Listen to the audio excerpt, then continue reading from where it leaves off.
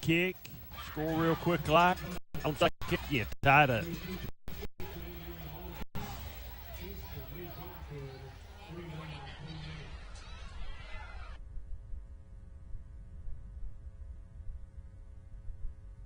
In 1916, Warren Miller chose auto owners insurance. Later, his son made the same choice, as did his grandson. And today, his great-granddaughter did the same. As we celebrate 100 years, we're grateful to our independent agents and to those who have put their trust in us, and to the generations who will. Auto Owners Insurance. Griffin Insurance in Kingston is your local independent auto owners insurance agency. Kingston Band playing there, and what a great band it is. Zach Williamson directing the band, and they make Roane County proud. They represent us in many, many different venues, and our hats are off to the youngsters in the Yellow Jacket Band. 17-yard line is where Elijah Hill will return it out to about the, where they're going to mark it. At about the 27.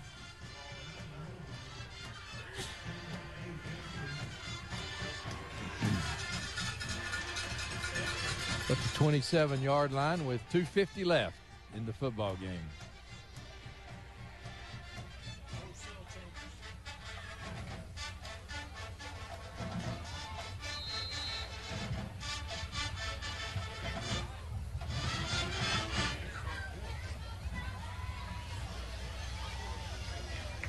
First and 10 on the Hammers. First down for the Yellow Jackets. Here comes Jones, looking back to the other way and into the center of the field, gets hit. They just keep running that play, don't they? They do. Worthy on the stop. Just keep running it. Tipton in at quarterback for the Yellow Jackets. Second down and 6.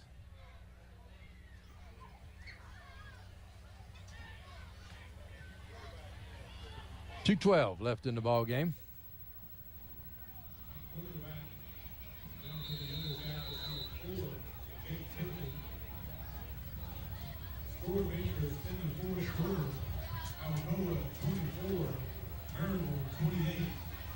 Timeout. We'll be right back.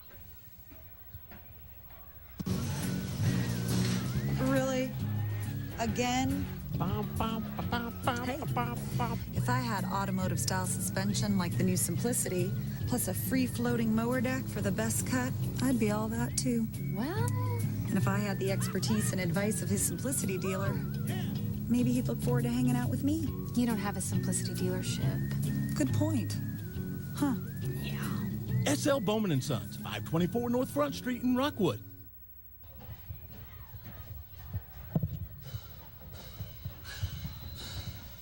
Well, the Kingston Band having a little fun over there now as they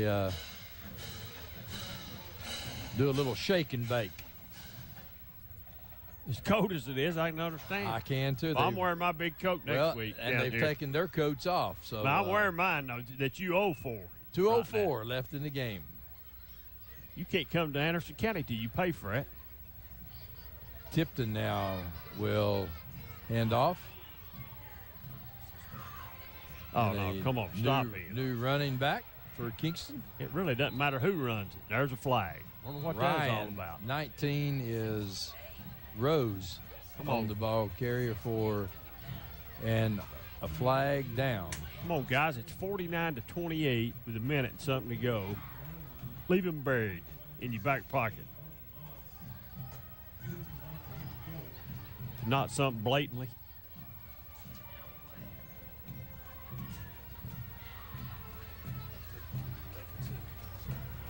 Personal foul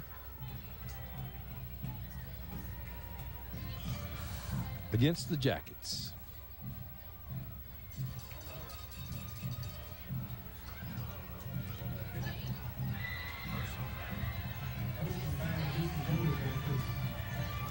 1:53 left in the ball game. Well, look at the moon. Wow, what a beautiful moon. I followed it last night from Hendersonville back in, and really pretty.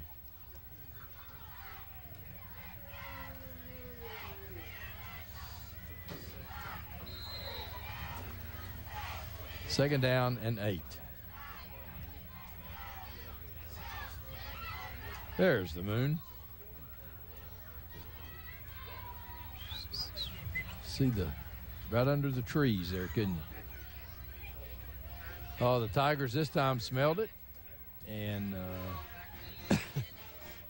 they'll need that moon down in Miami.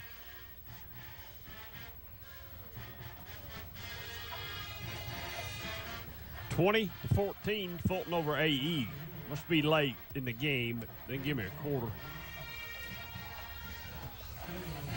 1:19 and the clock's running.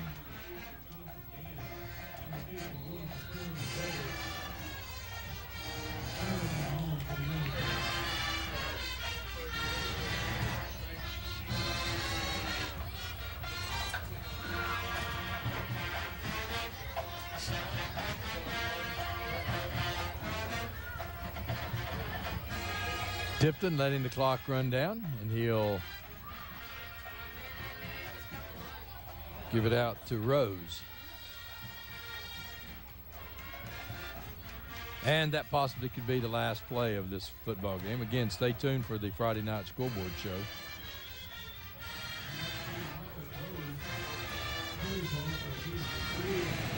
Depending on what Coach Pankey wants to do, they do not have to run another play.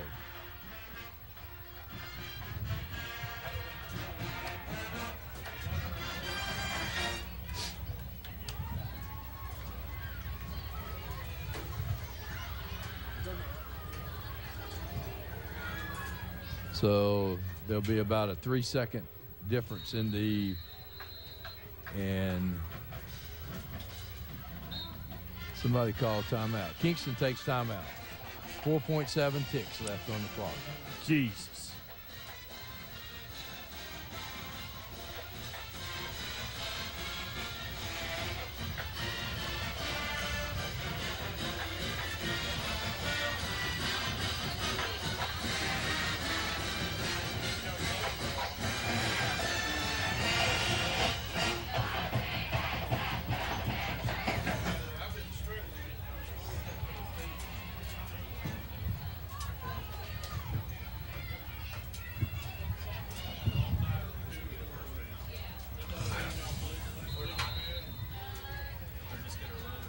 So the final play of the game.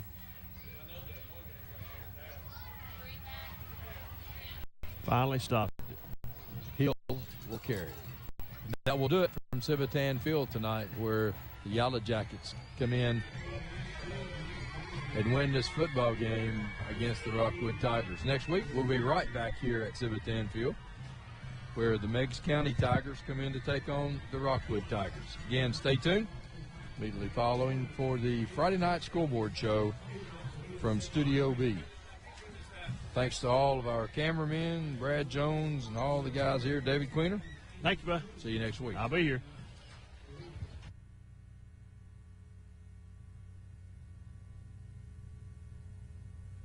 In jail? Need bail? Just chill and call Hill. That's right, Hill Bonding Company is a locally owned Johnny-on-the-spot company for bonding people out of jail. The number you need to remember is 245-4545. That's right, 245-4545. Hill Bonding Company is locally owned, also covering Morgan and Loudoun counties. 245-4545. Jail ain't no big deal. Just chill and call Hill. 245-4545.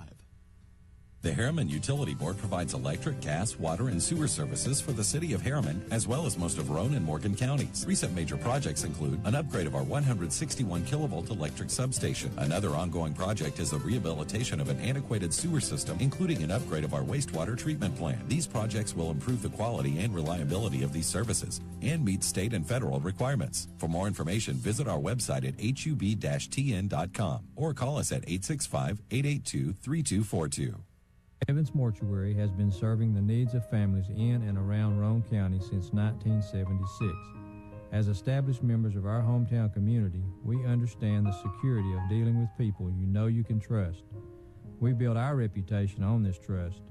The Evans family appreciates the confidence the community has expressed in us over the years and will constantly strive to earn that favor. Evans Mortuary, 805 North Gateway. If you play team sports, you want the best gear and the top name brands. That's why at Reno Sporting Goods, we offer the best and safest gear from top manufacturers like Adidas, Russell, Wilson, and more. Reno Sporting Goods, your team dealer. Attention, all hunters, outdoorsmen, and preppers. It's military surplus time at Hammers. You'll find over 20 different worldwide Army surplus items like ghillie suits, U.S. and Swiss sleeping bags, German safety vests, combat shirts, and more, priced from 99 cents to $69.95. Plus, there's our most popular item, 12 by 12 camo nets. Hurry, quantities are limited. At ease.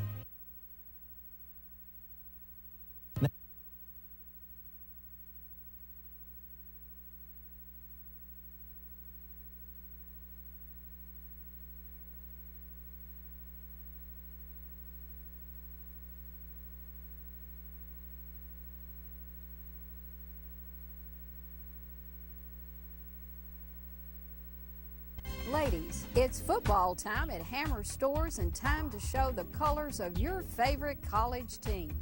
Hurry to Hammers and get ready for the big weekend games, the tailgate parties, or game day Fridays at work. Choose from top labels sold in better specialty stores and upscale department stores. Put together a dressy two-piece outfit or go casual with a beautiful top and jeans. Shop Hammers and get set for kickoff now. That was me, way back when. Some things have really changed over the years, but some things have gotten even better, like Reno's customer service. It's faster, friendlier, and we offer the name brands you ask for. East Tennessee's team dealer, Reno's Sporting Goods. Beautiful yards make a statement, and beautiful yards come from Simplicity Mowers. Their exclusive free-floating mower decks with full-width rollers track the contours of your yard for a perfect cut. So visit your neighborhood Simplicity dealer today and start the conversation about your lawn. Simplicity, the way to a beautiful lawn.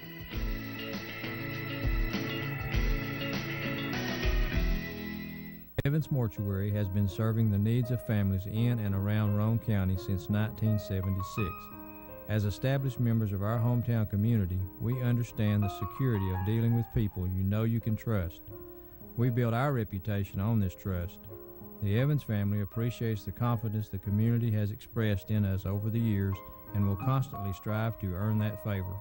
Evans Mortuary, 805 North Gateway.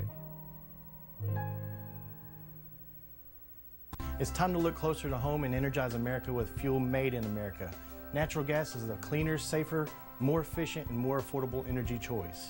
ORUD is your family's comfort provider. Natural gas is the responsible choice for your family, your wallet, and the environment. Gas is a great value, but it is also the best way to cook, heat your water, and warm your home. If you want the best for less, switch your house to natural gas.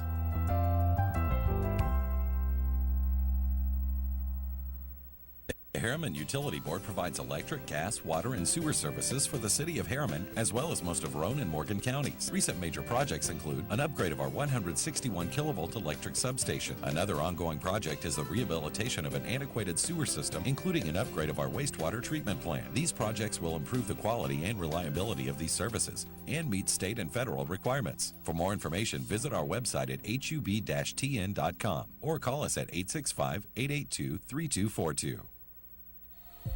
Get yourself unchained from large pharmacies. Shop and support your local independent pharmacies in our hometowns. In Kingston, shop Kinzer Drugs. In Harriman, shop Chase Drugs. And in Rockwood, Live and Let Live Drugstore. Keep our money local to help our community. Your independent pharmacies help support local high school sports, local civic groups, little leagues, marching bands, annual staffs, yearbooks, and other school clubs and activities. Remember, in Harriman, shop Chase Drugs. In Kingston, visit Kinzer Drugs. And in Rockwood, Live and Let Live Drugstore. The next time you have prescription need, try your local hometown independent pharmacy. We were here for you before the chains, and we're here for you now. In Kingston, Kinzer Drugs. In Harriman, Chase Drugs. And in Rockwood, support Live and Let Live Drugstore. Be sure to spend your dollars locally. And please support our young people of today because they will be our leaders tomorrow.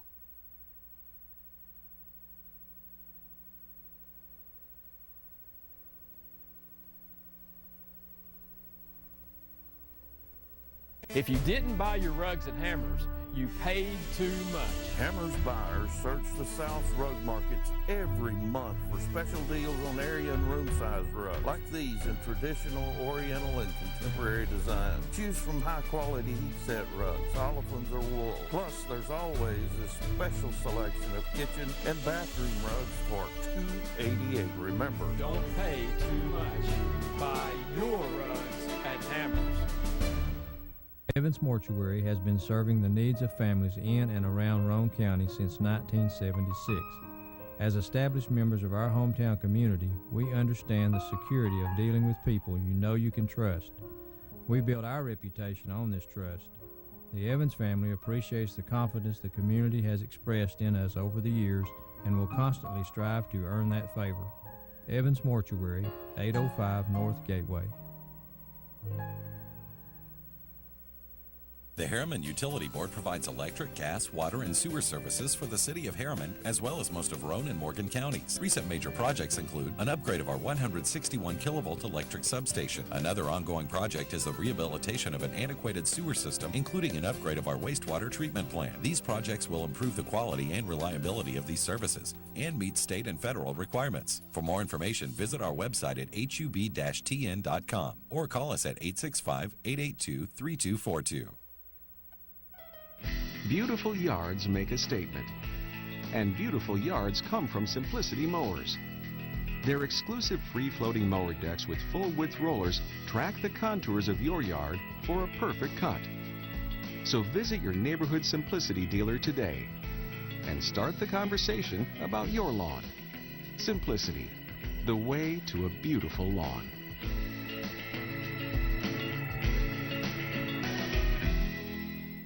It's time to look closer to home and energize America with fuel made in America. Natural gas is a cleaner, safer, more efficient, and more affordable energy choice. ORUD is your family's comfort provider. Natural gas is the responsible choice for your family, your wallet, and the environment. Gas is a great value, but it is also the best way to cook, heat your water, and warm your home. If you want the best for less, switch your house to natural gas.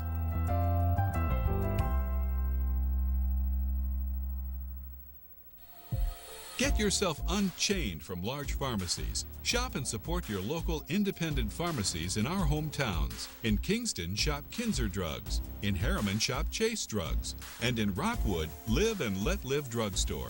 Keep our money local to help our community. Your independent pharmacies help support local high school sports, local civic groups, little leagues, marching bands, annual staffs, yearbooks, and other school clubs and activities. Remember, in Harriman, shop Chase Drugs. In Kingston, visit Kinzer Drugs. And in Rockwood, Live and Let Live Drugstore. The next time you have prescription need, try your local hometown independent pharmacy. We were here for you before the chains, and we're here for you now. In Kingston, Kinzer Drugs. In Harriman, Chase Drugs. And in Rockwood, support Live and Let Live Drugstore. Be sure to spend your dollars locally. And please support our young people of today because they will be our leaders tomorrow.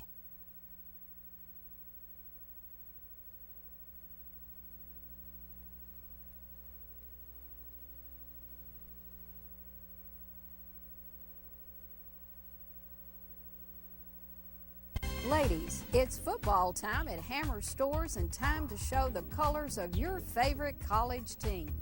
Hurry to Hammers and get ready for the big weekend games, the tailgate parties, or game day Fridays at work. Choose from top labels sold in better specialty stores and upscale department stores. Put together a dressy two-piece outfit or go casual with a beautiful top and jeans. Shop Hammers and get set for kickoff now.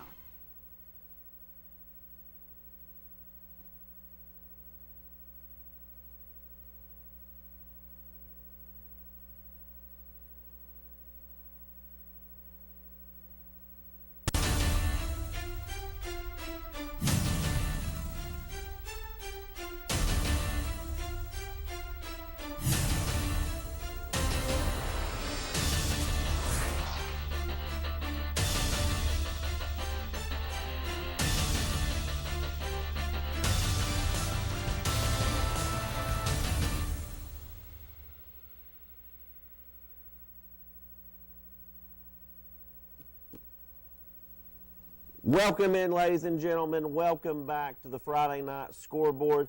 I'm your host, Chase Clem, and this is the Mulch and More Friday Night Scoreboard. Mulch and More, you've heard it once, you've heard it 1,000 times here. 3901 Rome State Highway in Midtown, right across the street from Co-op and the Rome County Highway Department. Opening in September, which is now. Mulch and More is a full-service landscape center with items such as mulch, sand, pea gravel, creek rock, river rock. Guys, we've said it once and we've said it again. They have got it all. Give them a call today. They offer backhoe and dump truck services as well. They'll come out and give you a free estimate. So, ladies and gentlemen, you have got nothing to lose. Give Gary a call today at 865-740-5229. Again, that's 865-740-5229. Mulch and More, they will take care of all your mulch and all of your needs. They also offer house and building demolitions. They can tear it down and they can take it out for you. Give Gary a call today at Mulch and More. Guys, it's an exciting Friday night. We've got a lot of final scores to go over with you right now. Our phone lines, they are wide open. Give me a call at 865-483-8112. Call me, talk about high school football, talk about Tennessee Vols, 865-483-8112. Guys, let's go over some games that have gone final. It was West over Halls, 24-16. Gibbs defeats Davy Crockett, a close one, 21-20. Greensville was 42-26 over Science Hill. In a battle of two private schools, McCauley beats Webb 49-22. Gatlinburg-Pittman 45-20 over Hampton. It was Loudon victorious 42-14 over Sequoia. Hardin Valley defeats Central 26-7. And Cofield wins 53-7, another big scoring game for Cofield. Ray County wins a close region game over McMinn County 21-20. Farragut shuts out Oak Ridge 41-0. Oneida squeaked one out in the fourth quarter 13-7 against Harriman. Granger defeats Scott County by a score of 38-21. Jefferson County defeats Carter 35-7. Cosby blanks North Green 42-0. In a battle in an in-county rivalry, it was Kingston 49-28. A side note on that Kingston game, we talked last week. The students had a competition to see who could bring the most waters. Collectively, between the two schools, over 300 cases of water was brought. That's going out on an 18-wheeler to Texas on Monday.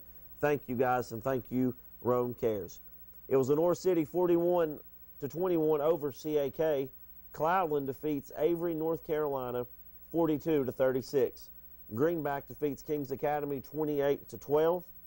It was Pigeon Forge 36 over Cumberland 7.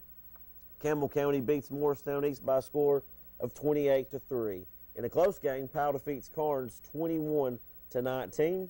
Dobbins Bennett 33 over 17 by Sevier County. Midway defeats Unega 50-22. Northview defeats Oliver Springs 35-7. And in a close game, Maryville ekes out a win against Alcoa 28-24. Gary Rankin has to wait one more week to get that 400th win. Claiborne defeats Union by a score of 42-17. Guys, if there's a score that we have not gone over, if there's a score you have, give me a call, 865-483-8112. This is the Friday Night Scoreboard, brought to you by Mulch and More. Give them a call today at 865-740-5229. Guys, a lot of good high school football going on Friday night. A couple games last night. You've got the Tennessee with their home opener against Indiana State tomorrow. Give me a call. Tell me what you think about the Vols. Tell me what you thought about the Georgia Tech game. I know it was a close win.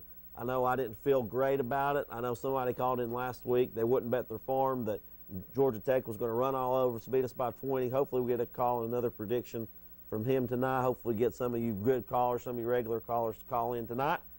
And we're going to talk some football. So promise you we'll have some special guests later tonight. You won't have to stare at me the entire time. So give us a call, 865-483-8112. We are going to take a quick break, bring you back some more final scores.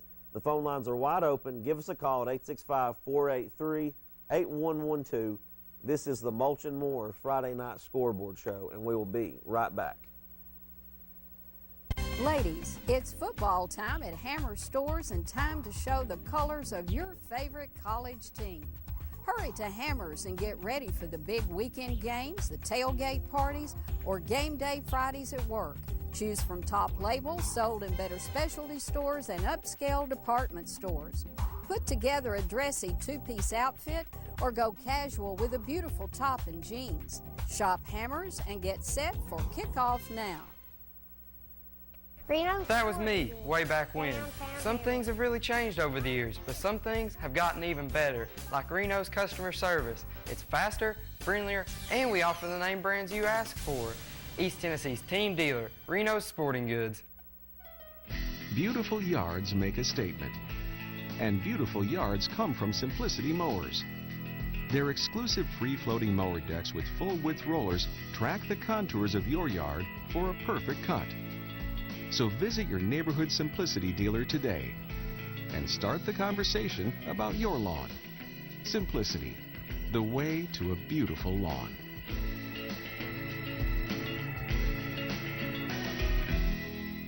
Evans Mortuary has been serving the needs of families in and around Roane County since 1976.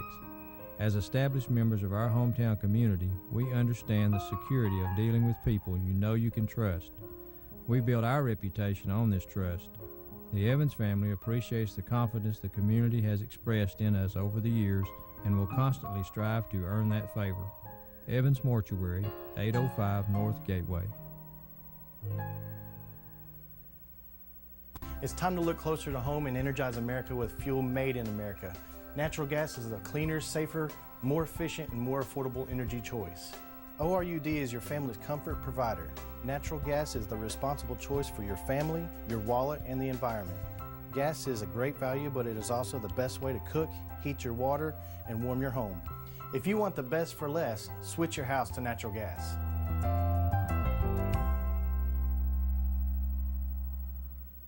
The Harriman Utility Board provides electric, gas, water, and sewer services for the city of Harriman, as well as most of Roane and Morgan counties. Recent major projects include an upgrade of our 161 kilovolt electric substation. Another ongoing project is the rehabilitation of an antiquated sewer system, including an upgrade of our wastewater treatment plant. These projects will improve the quality and reliability of these services and meet state and federal requirements. For more information, visit our website at hub-tn.com or call us at 865-882-3242. Get yourself unchained from large pharmacies. Shop and support your local independent pharmacies in our hometowns. In Kingston, shop Kinzer Drugs. In Harriman, shop Chase Drugs. And in Rockwood, Live and Let Live Drugstore. Keep our money local to help our community. Your independent pharmacies help support local high school sports, local civic groups, little leagues, marching bands, annual staffs, yearbooks, and other school clubs and activities. Remember, in Harriman, shop Chase Drugs. In Kingston, visit Kinzer Drugs. And in Rockwood, Live and Let Live Drugstore. The next time you have prescription need, try your local hometown independent pharmacy. We were here for you before the chains, and we're here for you now. In Kingston, Kinzer Drugs. In Harriman, Chase Drugs. And in Rockwood, support Live and Let Live Drugstore. Be sure to spend your dollars locally. And please support our young people of today because they will be our leaders tomorrow. Welcome back to the Mulch & More Friday Night Scoreboard. I promise you wouldn't have to stare at me all night. We're welcome back. The viewers demanded Johnathon Cox, back by popular demand. Johnathon, welcome back to the Friday Night Scoreboard, presented by Mulch & More. Mulch & More moving now to 3901 Roane State Highway in Midtown across from the Roane County Highway Department. Mulch & More, a full-service landscape center with items such as mulch, topsoil sand, pea gravel, creek rock, river rock, field stone, mountain mist stone. It sounds beautiful, doesn't it? Mountain mist. There's a thing about it. Anyway. I need some help. Straw bales, fence posts, farm gate, backhoe, dump trucks. They do it all, guys. Give Gary a call today, 865-740-5229. Phones are ringing off the hook, Johnathon. Call, you're on the air. Yes, guys. How you doing tonight? We're doing great. How are you doing? Got a couple scores up. Fulton just beat Austin East 20-14. Okay. And Anderson County 49-10 over Clem. Hey, caller, did you hear what happened in that Fulton Austin East game? I was listening on my app on the way here. Took my 3-year-old with me to that game tonight to give my wife relief, and we had to leave during the third quarter, and he fell asleep. But did you hear what happened in that football game?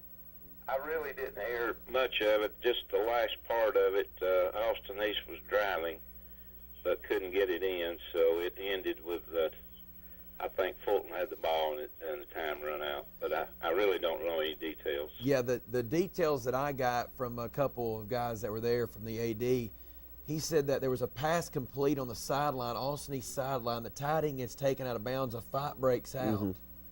Yeah, I know two guys got ejected. The quarterback gets ejected for Fulton, and they've got video show of him standing in the center of the field. He never went over there. So they've got the wrong number in the mix of this whole thing, which killed Fulton because, I mean, their backup quarterback's a tight end. He's never taken a snap. Mm-hmm. Yeah. So, but yeah, it was a wild game, which it always is a wild game. Great atmosphere over there for a high school football game tonight. And Fulton's ready to get back on top of that. You know, they lost a close one last year. And then I watched Clinton play, caller, week 1 against Scott County. Not to take anything away from that group of kids, but I would have been really surprised tonight if that Anderson County game was not a 5 to 6 touchdown game. Mm-hmm. So we talked a little about that last week. County they must be the real deal. Well, are they the real deal, or have they not played a good quality opponent yet? Well, that could be true too. I don't know. Quarterback's off to a good start. And he's a great kid, and I'm not taking anything away from any of them. But you know, I was actually reading through some Coach T stuff because the paper's so bad now, and you know, just their, you know, I hope their quality of opponents throughout the season doesn't hurt them when they go play that Greenville in the playoffs. Right. I don't know the final on this, but I know Wartburg beat Oakdale bad. They may even shut them out. It was really bad. 41 to nothing. How much? 41 to nothing. Okay. Yeah, I knew it was bad. Well, I don't know what happened there. I just Wartburg must have woke up, and Oakdale must have fell asleep. Yeah, Wartburg. That's their first win of the season. I know we've talked about that group and their progression over the season, so that's a big win for them tonight. If we can get Aaron here tonight, he's probably fired up somewhere. Hey. Yeah, the Oneida Herman game was closer than I thought. Yes. Hey, caller, I know you call some, and I want to ask you this question because I know you keep up with high school sports. Yeah. Give me your opinion on a 41 to nothing Farragut over Oak Ridge score. My opinion would probably be about like yours. That's kind of hard to believe, but I don't know. You know, Oak Ridge, I don't think it's really looked all that good this year. You know, Farragut's, I know they've got a good team, but I never thought it would be that much of a runaway. And you know, what do you all think about Oak Ridge? Well, I won't get to watch them till later in the season when they play Fulton, but I thought that win over Hardin Valley was a pretty quality win. But from my understanding, that wasn't supposed to be a blowout game. I don't. Yeah, and I don't see our final here, but I heard Hardin Valley was losing. That's final. So they end up coming back. Hardin Valley ended up coming back and beating Central. Okay, see, I heard Central was up 14-7 over Hardin Valley. We'll double check that. So we'll get a score there, but you know, if Central end up beating Hardin Valley tonight, then the Oak Ridge win over Hardin Valley doesn't look as good. But all in all, surprised. Yeah, surprised by that score tonight, big time. Yeah, that was a surprise for sure, 41 to nothing. You know, I could see them getting beat, but I didn't think they'd get beat that bad. Well, hey, if you come up with any more scores, give us a call back, Dennis. Hey, I'll do it, buddy. See you later. All right, see you. Let's get right back to the phone lines. Call, you're on the air. Okay, hey, this is Ron Minton of Midway High School. I was told to give y'all a call in, so I called in. This is Coach Minton. How you doing? I'm doing good. How you doing? I'm doing good, Coach. A big win tonight for you over Unaka, 50-22. You all were firing on all cylinders, weren't you? Yeah, it took a little while to get started. That 3-hour bus ride tends to put a little cramp on our speed. But yeah, you know, we had a pretty good showing, I felt. Coach, tell us a bit about the game. Who kind of stuck out for you on the offense? So you put up 50 points. Who did all your scoring for you tonight?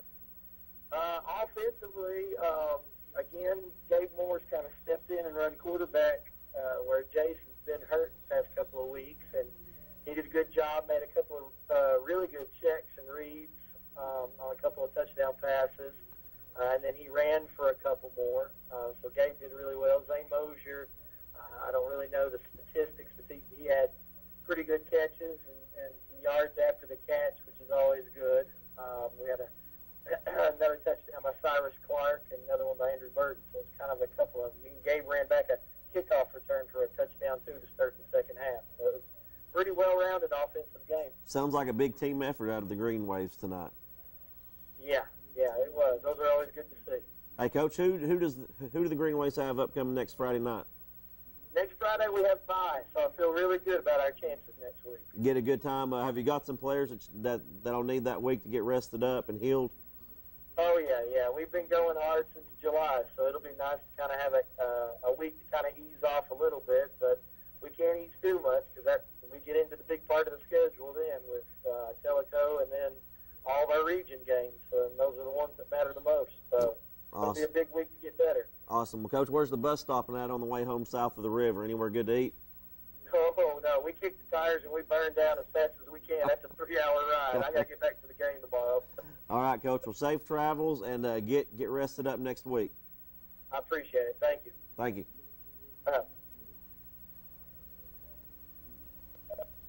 Caller, you're on the air. Maybe not. Caller?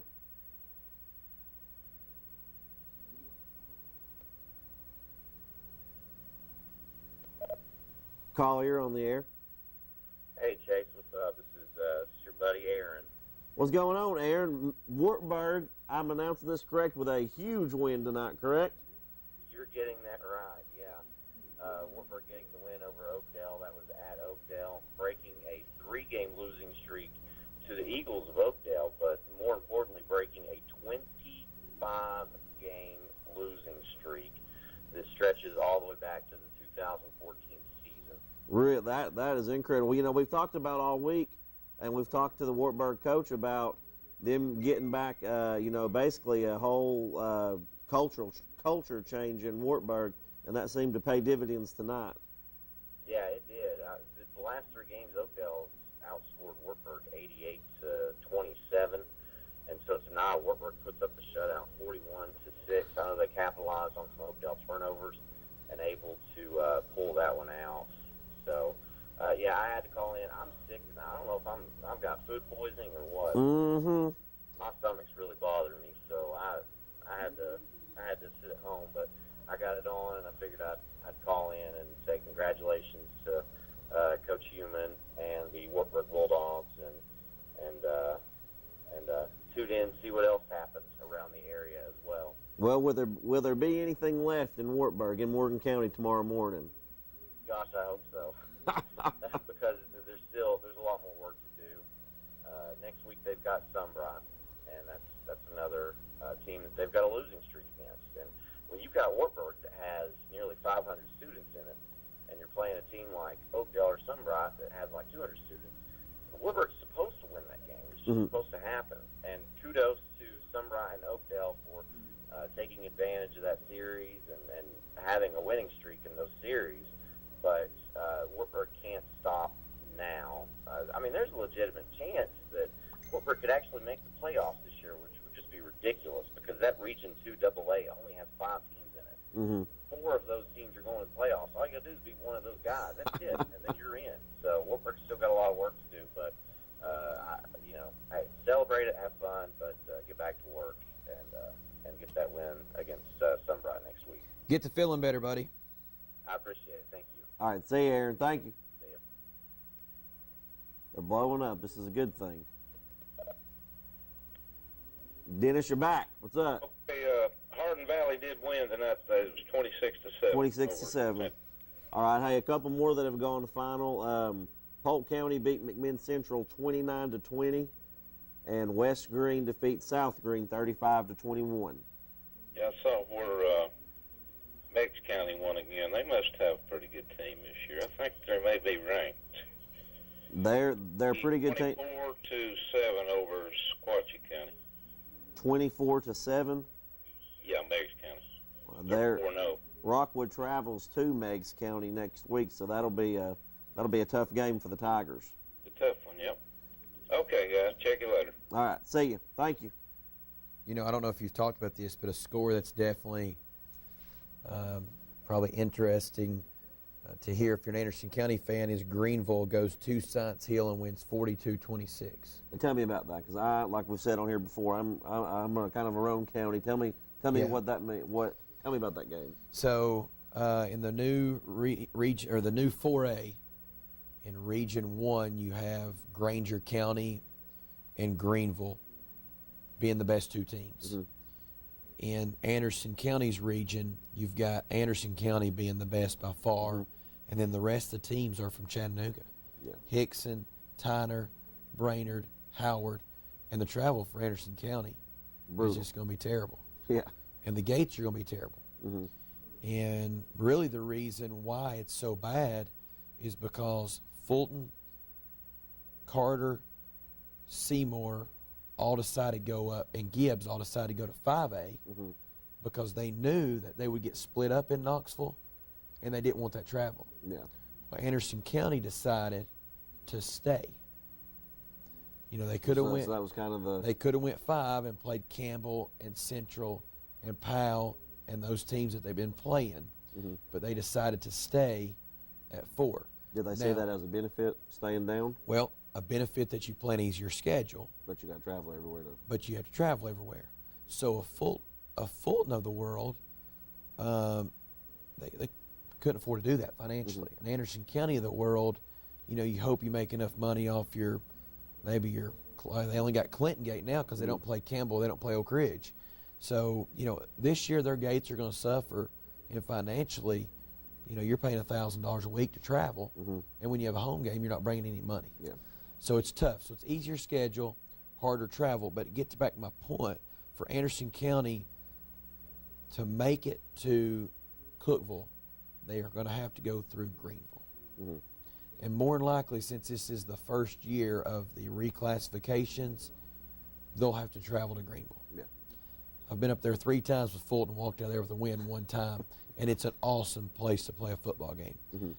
But it's not visitor friendly, and they're really good. The coach's son is a quarterback. I was reading some information that Jesse Smithy put out about Kane Ballard the other day. Mm-hmm. Really good high school quarterback. So Greenville's got a new classification. Anderson County's got a new classification. I really would be surprised if we're not here until the quarterfinals and semis this year because of the Coalfields. And you tell me on the Roane County side, but the Anderson County for sure playing in that quarter to semi. And I think they will probably be ranked number 2 in the state. Greenville will probably be ranked number 1 in the state. And I will think Anderson County will probably be undefeated going to that game. That'd be a good game to look forward to. So, I mean, that's sort of big picture. But you ask, and that's where that comes into play.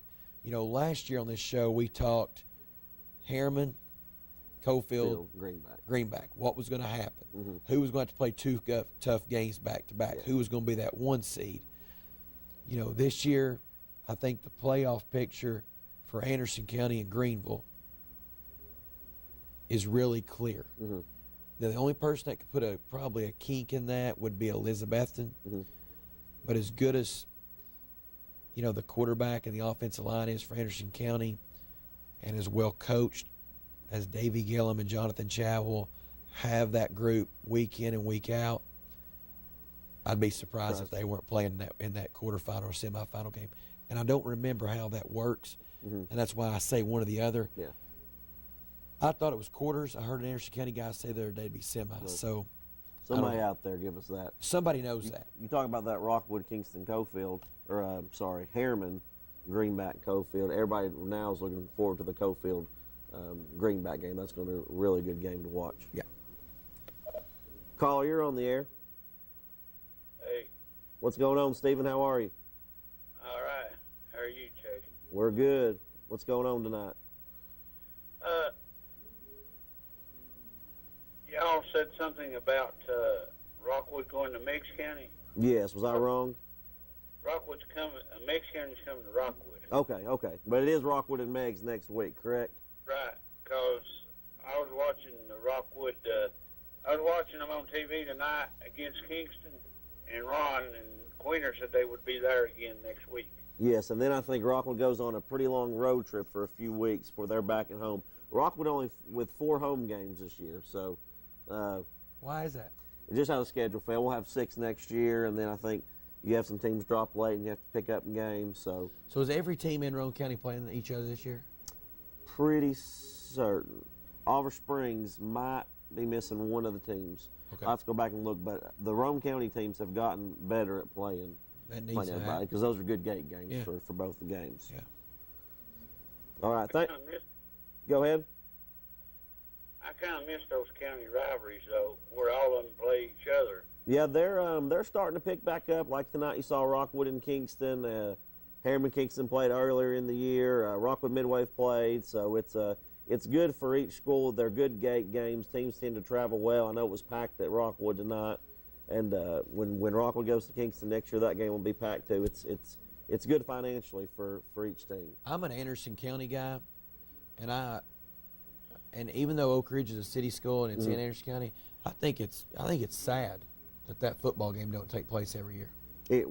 I think it's sad that one coaching staff calls the other and they say no, and then they try to call them back and get them on the schedule. Yeah. And that's exactly what happened with Oak Ridge this year. Anderson County calls to get that game, and they say no, and then they call them back to say, hey, well, 2 weeks later is too late. Yeah. And I think it's sad. I think Anderson County's first 2 games on the schedule should be Clinton and Oak Ridge.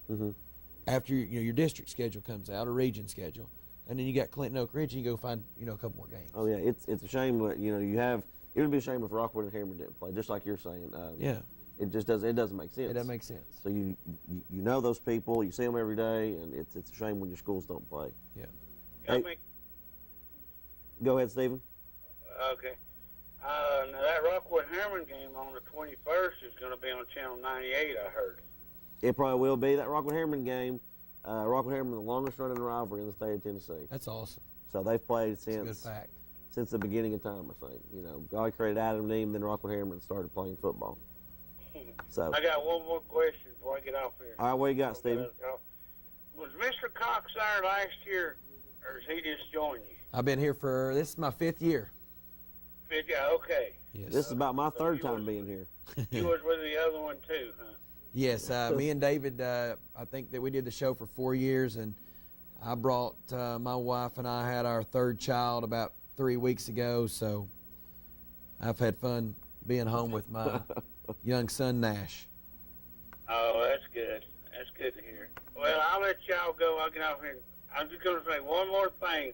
If David's out there listening, the Pepsi man called in. I'll let him know. All right. I'll have a good night. Thank you, Spain.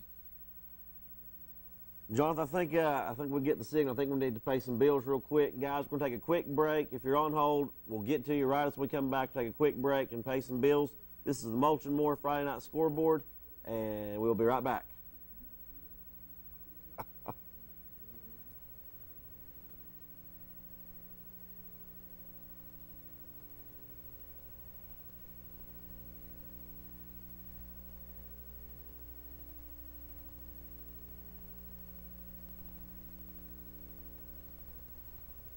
Ladies, it's football time at Hammer Stores and time to show the colors of your favorite college team.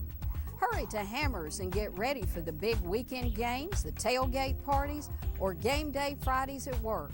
Choose from top labels sold in better specialty stores and upscale department stores.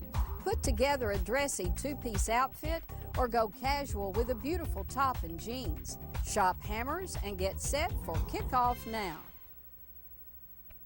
That was me, way back when. Some things have really changed over the years, but some things have gotten even better, like Reno's customer service. It's faster, friendlier, and we offer the name brands you ask for. East Tennessee's team dealer, Reno's Sporting Goods. Beautiful yards make a statement. And beautiful yards come from Simplicity Mowers. Their exclusive free-floating mower decks with full-width rollers track the contours of your yard for a perfect cut. So visit your neighborhood Simplicity dealer today and start the conversation about your lawn. Simplicity, the way to a beautiful lawn.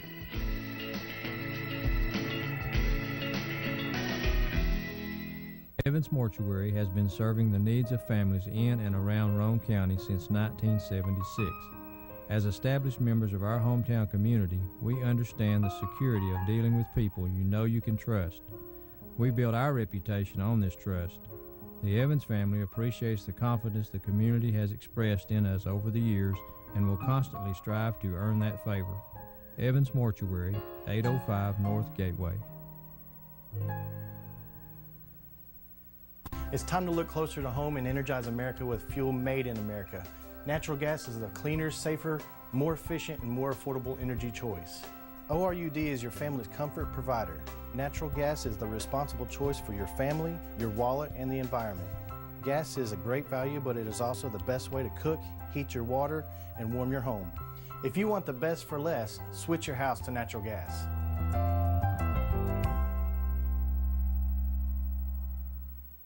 The Harriman Utility Board provides electric, gas, water, and sewer services for the city of Harriman, as well as most of Roane and Morgan counties. Recent major projects include an upgrade of our 161 kilovolt electric substation. Another ongoing project is the rehabilitation of an antiquated sewer system, including an upgrade of our wastewater treatment plant. These projects will improve the quality and reliability of these services and meet state and federal requirements. For more information, visit our website at hub-tn.com or call us at 865-882-3242.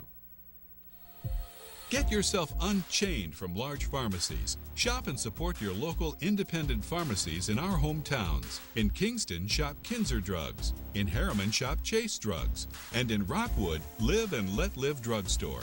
Keep our money local to help our community. Your independent pharmacies help support local high school sports, local civic groups, little leagues, marching bands, annual staffs, yearbooks, and other school clubs and activities. Remember, in Harriman, shop Chase Drugs. In Kingston, visit Kinzer Drugs. And in Rockwood, Live and Let Live Drugstore. The next time you have prescription need, try your local hometown independent pharmacy. We were here for you before the chains, and we're here for you now. In Kingston, Kinzer Drugs. In Harriman, Chase Drugs. And in Rockwood, support Live and Let Live Drugstore. Be sure to spend your dollars locally. And please support our young people of today because they will be our leaders tomorrow.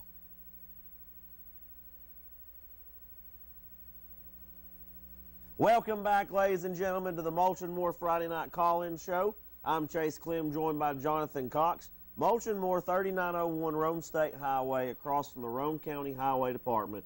Folks, they've got it all. Pea gravel, topsoil, fence posts, fence gates, you name it, they've got it. They do backhoe and dump truck service, house and building demolition. They'll tear it down and carry it away. You just point and say, do this and do that. Give Gary a call today, 865-740-5229. We've got a special caller on the line right now. He was so fired up to call in about Cofield football, we had to get him while we were on the break. Caller, the atmosphere is yours. What do you got for us? Hey, okay. I just wondering what you think about Cofield, what their chances are to win the state this year. I think they've got a good quarterback.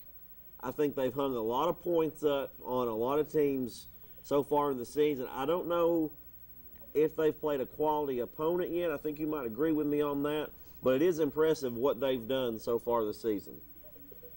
I think the biggest thing. Exactly. I mean, they are they're a top-notch team. They've not had anybody test them this year, but hey, I believe there's no way they can withhold them. But I know they can beat Greenback 35-10. So Greenback will be they'll play them in the regular season, correct, caller? Yes. Greenback Cofield play regular season, correct? Oh, yeah, they play regular season. What week is that? County both. What week is that? That'll be week 6, I think. So you got them week 6, which is good, and then you're going to turn around and probably have to beat them in the playoffs. And I think you want to play that game at Cofield in the playoffs. So I think that regular season game's a big one, and I think I really think Cofield could play in Cookeville this year. It's always nice to have the best player on the field on your team. Mm-hmm. And I think Parker McKinney is probably going to be the best player night in and night out on the field in the league that Cofield's playing in. He's actually going to be the best player on the field in a lot of leagues. Yes. But, you know, when you look at your Greenbacks and your Oneidas of the world, I think he's going to be the best player on the field. Now, I'm going to ask you this, caller. Yeah. Parker McKinney, is he the best football player that you've got to watch play at Cofield? McKinney is the best all-around athlete I've seen at Cofield, the best quarterback since Andy Lau. Okay, so is he the best football player that you've watched at Cofield? Yes, he is. Okay, he is. And I know Brad talks highly of him as a kid, and as an individual, and as a basketball player. I think he prays every Friday night that he doesn't get hurt. That way he can play basketball and obviously stay healthy for football. So, you know, it's good to follow a kid like Parker McKinney and see, you know, what happens with him. I noticed he got some offers lately. He's committed to Eastern Kentucky, is that right?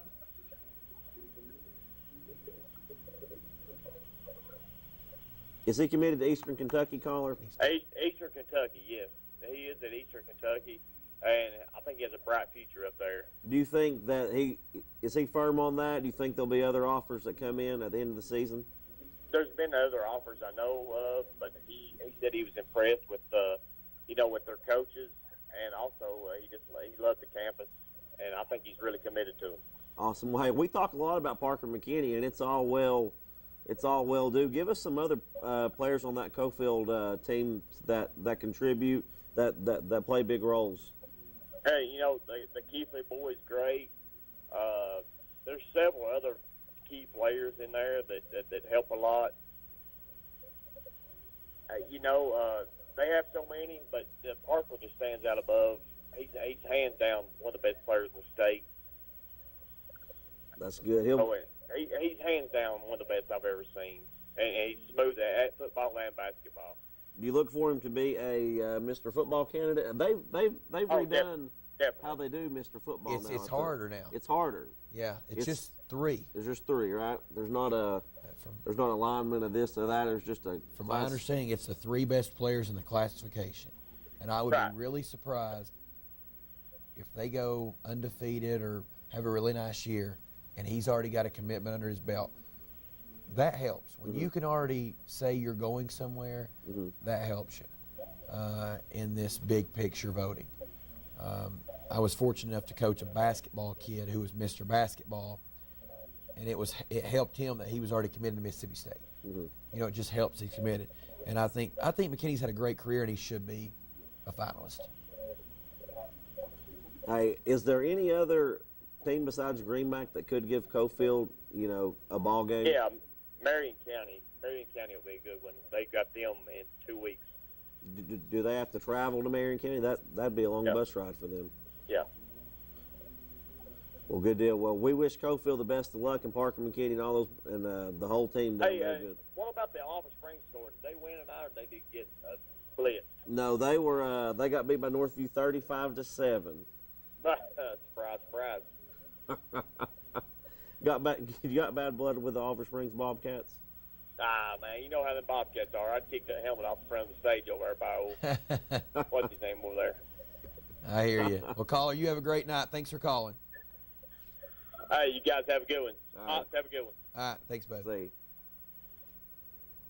An interesting caller, guys. This is the Friday Night Scoreboard. Our phone lines are wide open. Give us a call at 865-483-8112.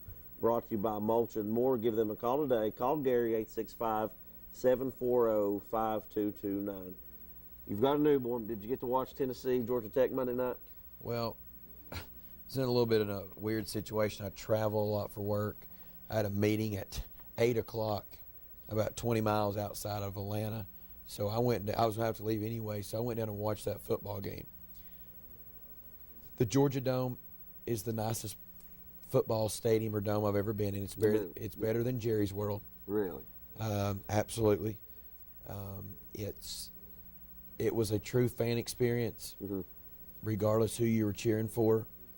Tennessee football, I don't know if it's in good shape. You don't know.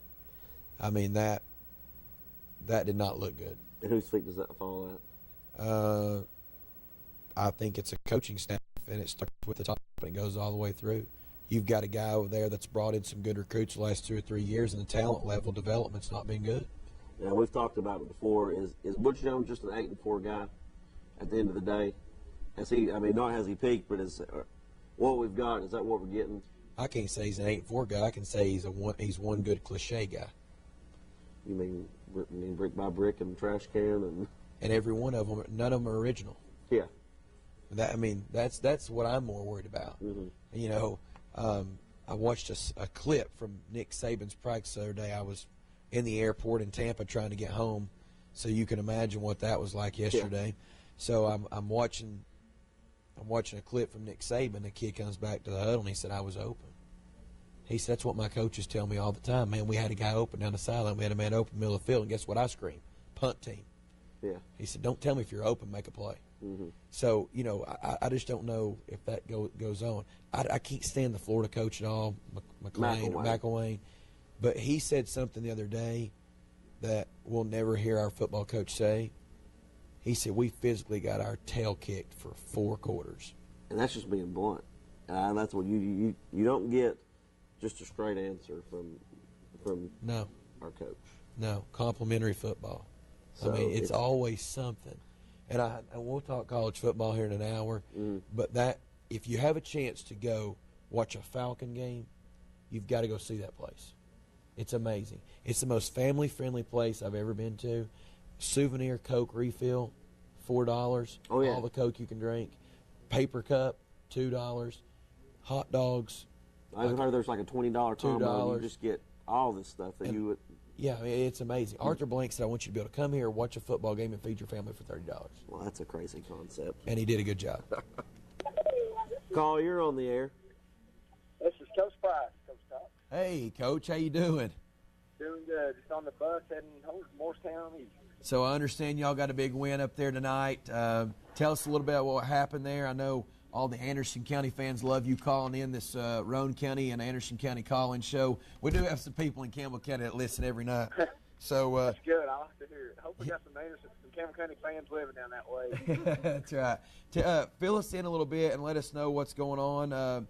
Campbell County, I've been alfalfa the last 3 weeks with a newborn son, but tell me what's going on with Campbell County football and fill us in on tonight's game. Well, so far we're 3-1 in the season.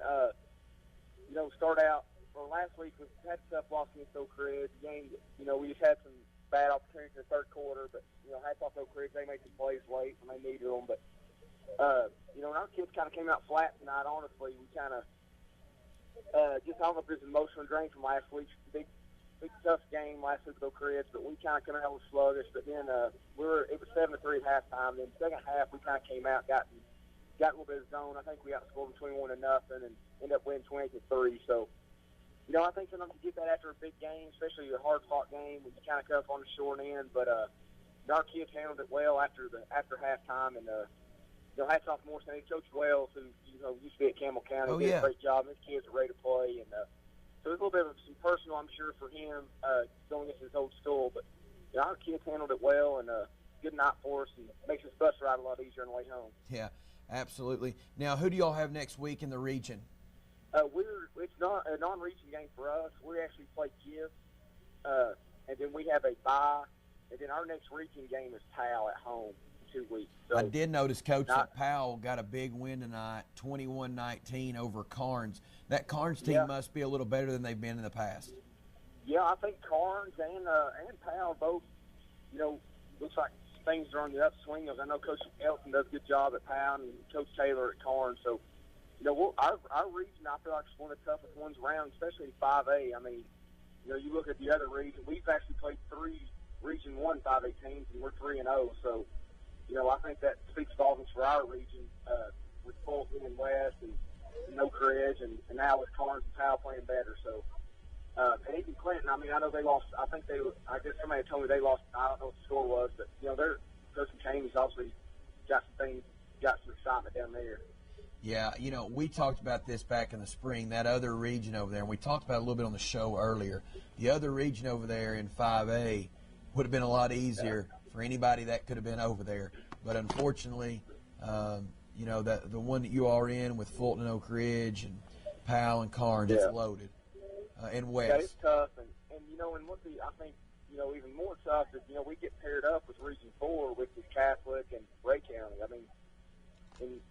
I just think Region 3 and Region 4, and it's not always about that every year, but, we're kind of the top better 5A teams. If you look at the top 10, most of them come out of Region 3 and Region 4 right now. And so, that's just part of high school football. And when TSA draws those lines and they do it geographically, it is going to be what it is. So we'll just continue to get better. And like I said, that game with Powell will be a big game for us. A lot of playoff implications in that one. So yeah, you'll need to beat Powell and Carnes for sure to try to get one of those top. I mean, it's going to take.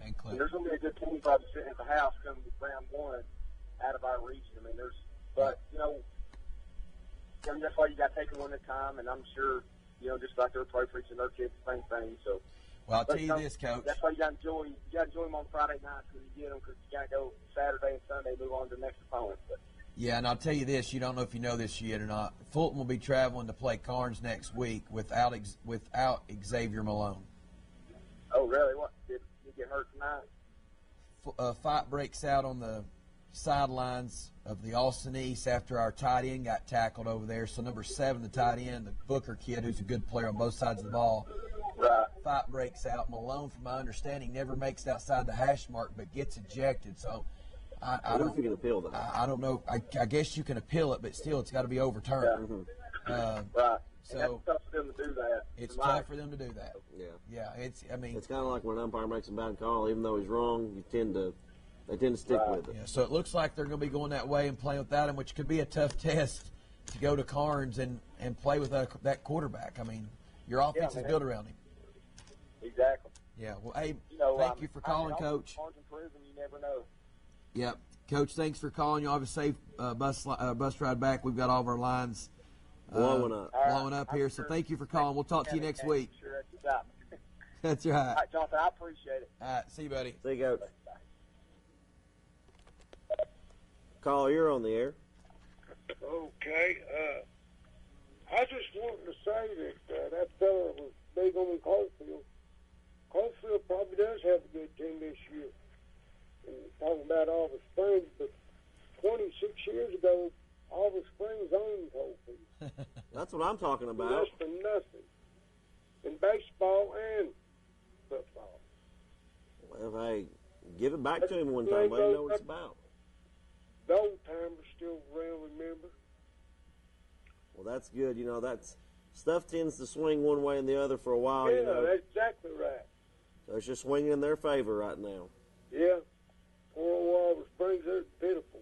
Yeah, they're having some growing pains, but I know the coaching staff there works hard, and I'm a good friend of Coach Kegley's, and I know that they work hard every week, and sometimes you just don't get dealt a good hand. And well, when Johnson was there, they had a good team with my boy and Scotty Green and all them people.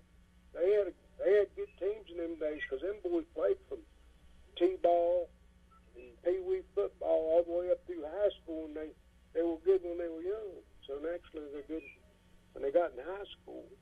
Well, I'm sure it'll swing back in their direction soon. Well, I hope so. May I just want to talk to you. Thank you for taking my call. All right, you have a good evening.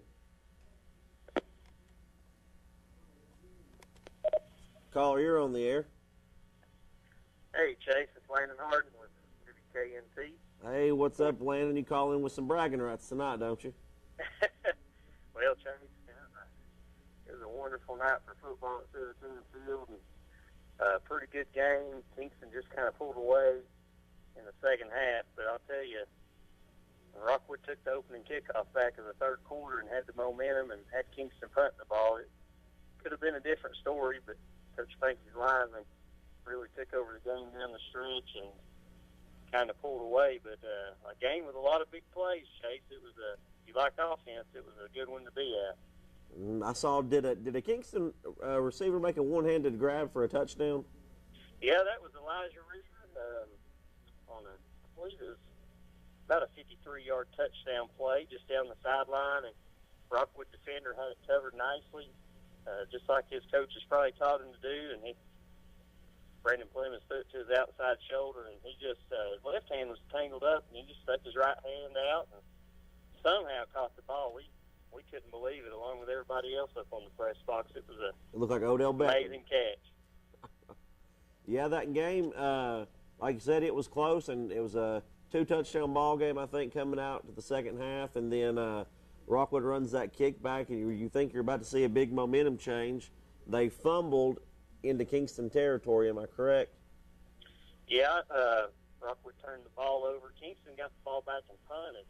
Rockwood actually had good field position, and then big play in the game that a lot of people may forget would be that fumble. I'm not sure who had the ball, but Rockwood fumbled it. Kingston fell on it and then took it the other way and scored. And that was easily a 2-score swing right there just on that turnover. But Rockwood hung in there pretty tough. I think they've got some good football to come in the next couple of years. I was impressed with the sophomore quarterback they had. And, I think Kingston their line took over late in the game, and the Yellow Jackets just kind of cruised to victory. And we'll take on Northview Academy next week back in the region play, Chase. Landon, what do you know about Northview? I know that's a new school up in Sevierville, I believe. Y'all moved to 3-1 on the year, taking some momentum to Northview. Do you know anything about that new school? They're good. Well, it'll be our first matchup ever. Northview Academy Cougars. They're out at Kodak, Tennessee, and they'll be coming down to Kingston to take on the Yellow Jackets for the first time ever. Coach Frankie actually scrimmaged them a couple years ago, but we'll be new to each other, and it should be a good game. They played some teams we've played, and our scores have been kind of close, so I think this game is going to be a good one. It should be a very competitive game, and we'll be glad to get back home. We've been on the road 3 straight weeks. Feels like an eternity, but we'll be glad to just get a home game at least. So it should be an exciting night, Friday night at Dr. Nat Sugarman Memorial Field for Coach Frankie's Yellow Jackets. Awesome, Landon. Coach, I'll tell you, or WK, what is it? WKC? Landon, what radio are you with, Landon? Give us it one more time. 104.3 WKNT. I'll tell you, I never do this, but I'm going to do this 100%. Social media is made to put good things out about kids and coaches. Mm-hmm. And whoever is in charge of that Kingston football Twitter account to put what they put out about that coaching staff is absolutely just over the top, and should be taken away from having any kind of privileges of running a Kingston football Twitter account. Coaches work hard every day. Mm-hmm. They get underpaid, and they might make 5 cents an hour at the end of the year if they added up their hours. And for someone to slam coaches like they did on that Twitter account, that is totally unacceptable. And if they want to call the show and say something about it, I'll defend anybody, because it's real easy to stand behind a phone and talk about coaches. But I guarantee you they try to put the best product on the field every Friday night they can to win. Coach Pankey loves Kingston. I've known him since I was in high school, back in the early 2000s. And for somebody to stand behind that Twitter account and act like they're a Kingston fan, and bash the way they did, that's bull. And I believe that kind of was a topic of last week, people trying to figure out who that was. Yeah, that was an unfortunate situation. We absolutely had no idea at all, and I know that account actually, I think, was deleted. But and it should be. You're right. And they should be deleted. We wanted radio back in Kingston to highlight student athletes in the community and make community announcements. And it's high school sports at the end of the day. It's not like a bunch of money's being made out there. That's exactly right. Sure. Hey, Landon, we talk about social media being used for good. Tell us a little bit about Rome Cares and how social media was used tonight to do some good for the victims of Hurricane Harvey. Absolutely, Chase, and commend you on your efforts with Rockwood Parks and Rec and all the people involved. Rome Cares able to start a social media movement to raise donations for Hurricane Harvey. We used our radio station to highlight that last week at Austin East and a little bit tonight, but awesome effort by Rockwood and Kingston coming together, and I know we had a competition out of it, but that's not what was important. It was how much combined we raised. It'll be sent to Texas, the local churches, and Cocker Funeral Home, Stephanie Ann Dollar General Stores, Rockwood Parks and Rec, the Grove Church, First Baptist Rockwood, other churches around the area, and then also want to commend Rockwood's principal and Kingston's principal on coming together and making it happen. And it was awesome to see those trailers full of all those cases of water.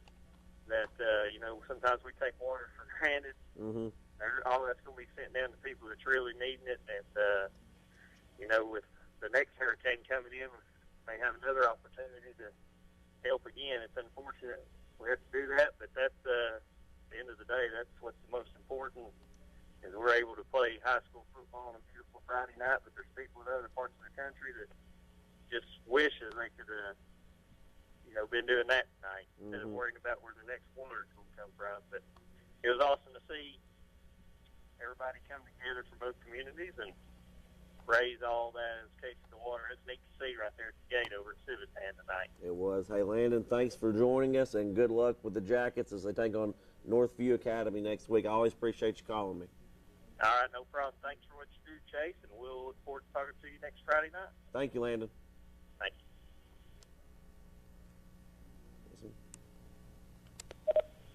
Caller, you're on the air. Yes, this is Coach Gillum. from Anderson County. How you doing, Davey? I'm doing well. Good deal, good deal. Give us a rundown of the football game tonight. I know we've got a lot of viewers from Anderson County and Clinton both, and we appreciate you calling in. Just give us a rundown of what happened there in Clinton and talk about your kids a little bit, which I know you always like doing. Kids played really well.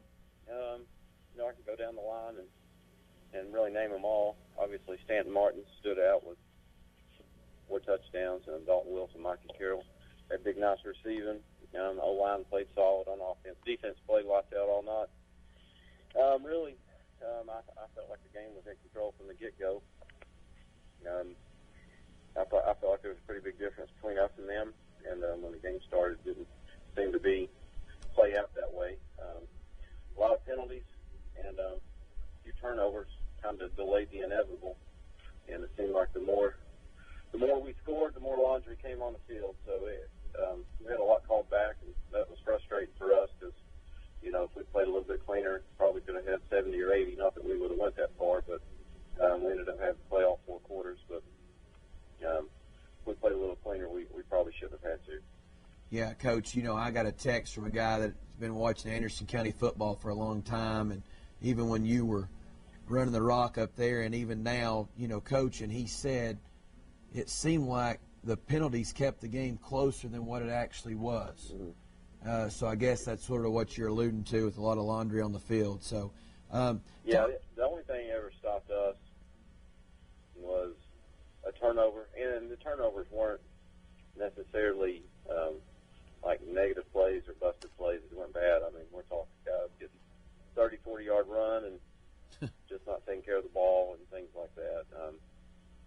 But we usually scored quick and didn't have a whole lot of trouble there. But the only possessions we didn't score was on turnovers. So, I got you, Coach. Who do y'all play next week? Even with the penalties, there was times we were 2nd and 25 and still got first downs on them situations. The only thing that kept us from scoring was turnovers. Absolutely. Who do y'all play next week, Davey? We go to Chattanooga Howard. It's our first. We've played one region game in Chattanooga with a new region, but this will be our first away game. So be a little adjustment to get used to spending the day on the bus and playing a game. Absolutely. Now, help us understand this. We have callers call in and ask the question about Anderson County's opponents. What does your all region look like, and who would be a couple of the better teams that you all be playing? And then the other question, we had a caller or a guy text me about, and I know this is looking way down the road, would Greenville be quarterfinals or semifinals? And then after you answer that question, sort of give us, what's your region sort of shaping up to be like down there in the Chattanooga area? Greenville would be quarterfinals. They're Region 1, we're Region 2. So we'd be paired up in the playoffs. If, we did our part, and I'm assuming they'll do their part of being a 1 seed, and if we got to be the 1 seed and we won out, and we won our first rounds, then we would meet up in the quarterfinals. I'm not sure at the moment whether that is who would get the home game in that scenario. They alternated. I'm not sure whose year it is there.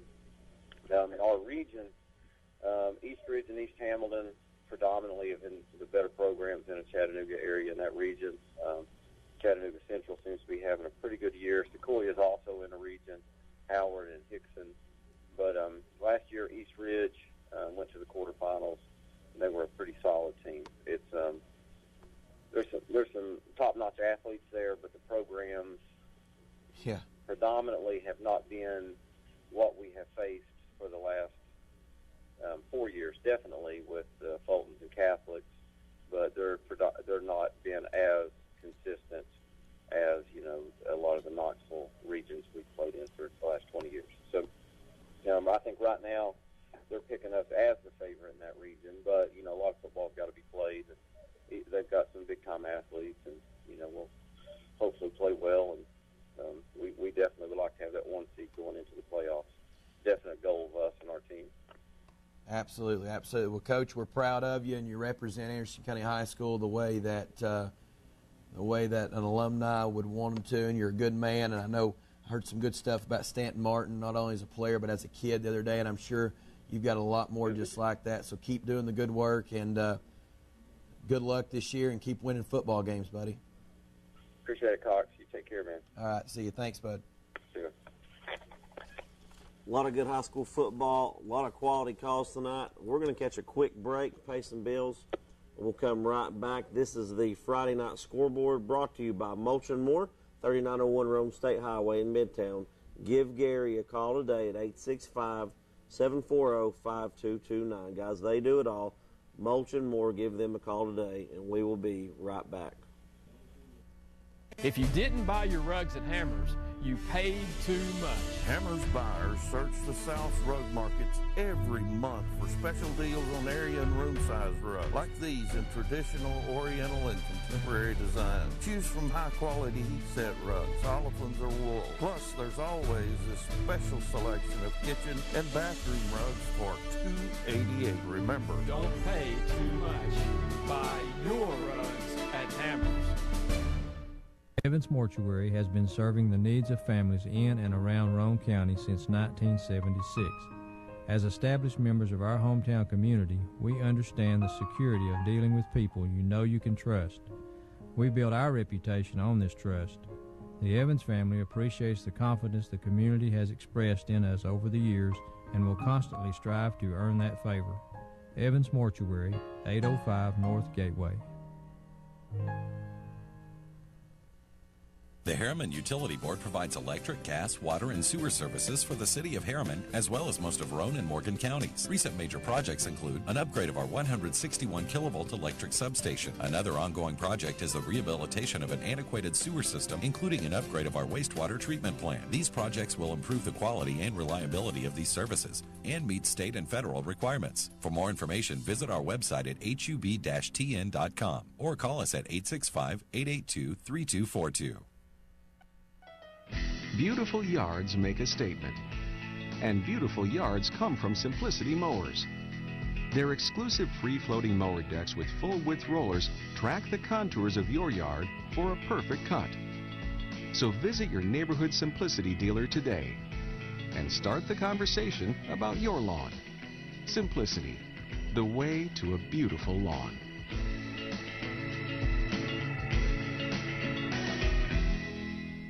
It's time to look closer to home and energize America with fuel made in America.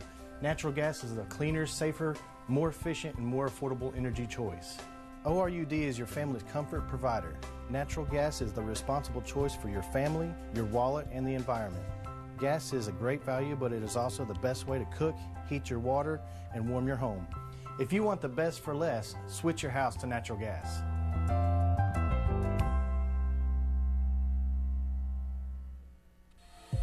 Get yourself unchained from large pharmacies. Shop and support your local independent pharmacies in our hometowns. In Kingston, shop Kinzer Drugs. In Harriman, shop Chase Drugs. And in Rockwood, Live and Let Live Drugstore. Keep our money local to help our community. Your independent pharmacies help support local high school sports, local civic groups, little leagues, marching bands, annual staffs, yearbooks, and other school clubs and activities. Remember, in Harriman, shop Chase Drugs. In Kingston, visit Kinzer Drugs. And in Rockwood, Live and Let Live Drugstore. The next time you have prescription need, try your local hometown independent pharmacy. We were here for you before the chains, and we're here for you now. In Kingston, Kinzer Drugs. In Harriman, Chase Drugs. And in Rockwood, support Live and Let Live Drugstore. Be sure to spend your dollars locally. And please support our young people of today because they will be our leaders tomorrow.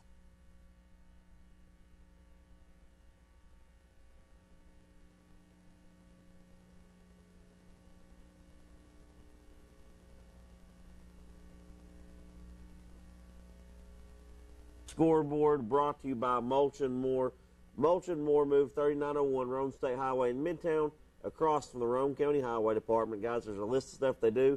Mulch sand, pea gravel, creek rock, river rock, fence posts, farm gate, straw bales, backhoe and dump truck services, house and building demolition. They tear it down and they carry it all away for you. Give them a call today. Ask for Gary, 865-740-5229. Let's go right back to the phones. Call here on the air. Hey, it's Alex. What's up, Alex? Give us a little Oak Ridge update about the game tonight.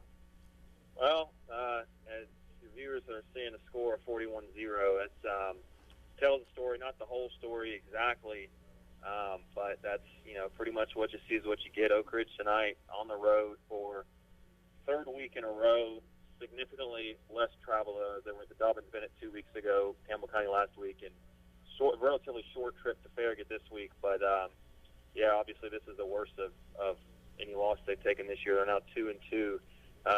Oak Ridge, not a lot to tell about the story of the game that the score doesn't tell.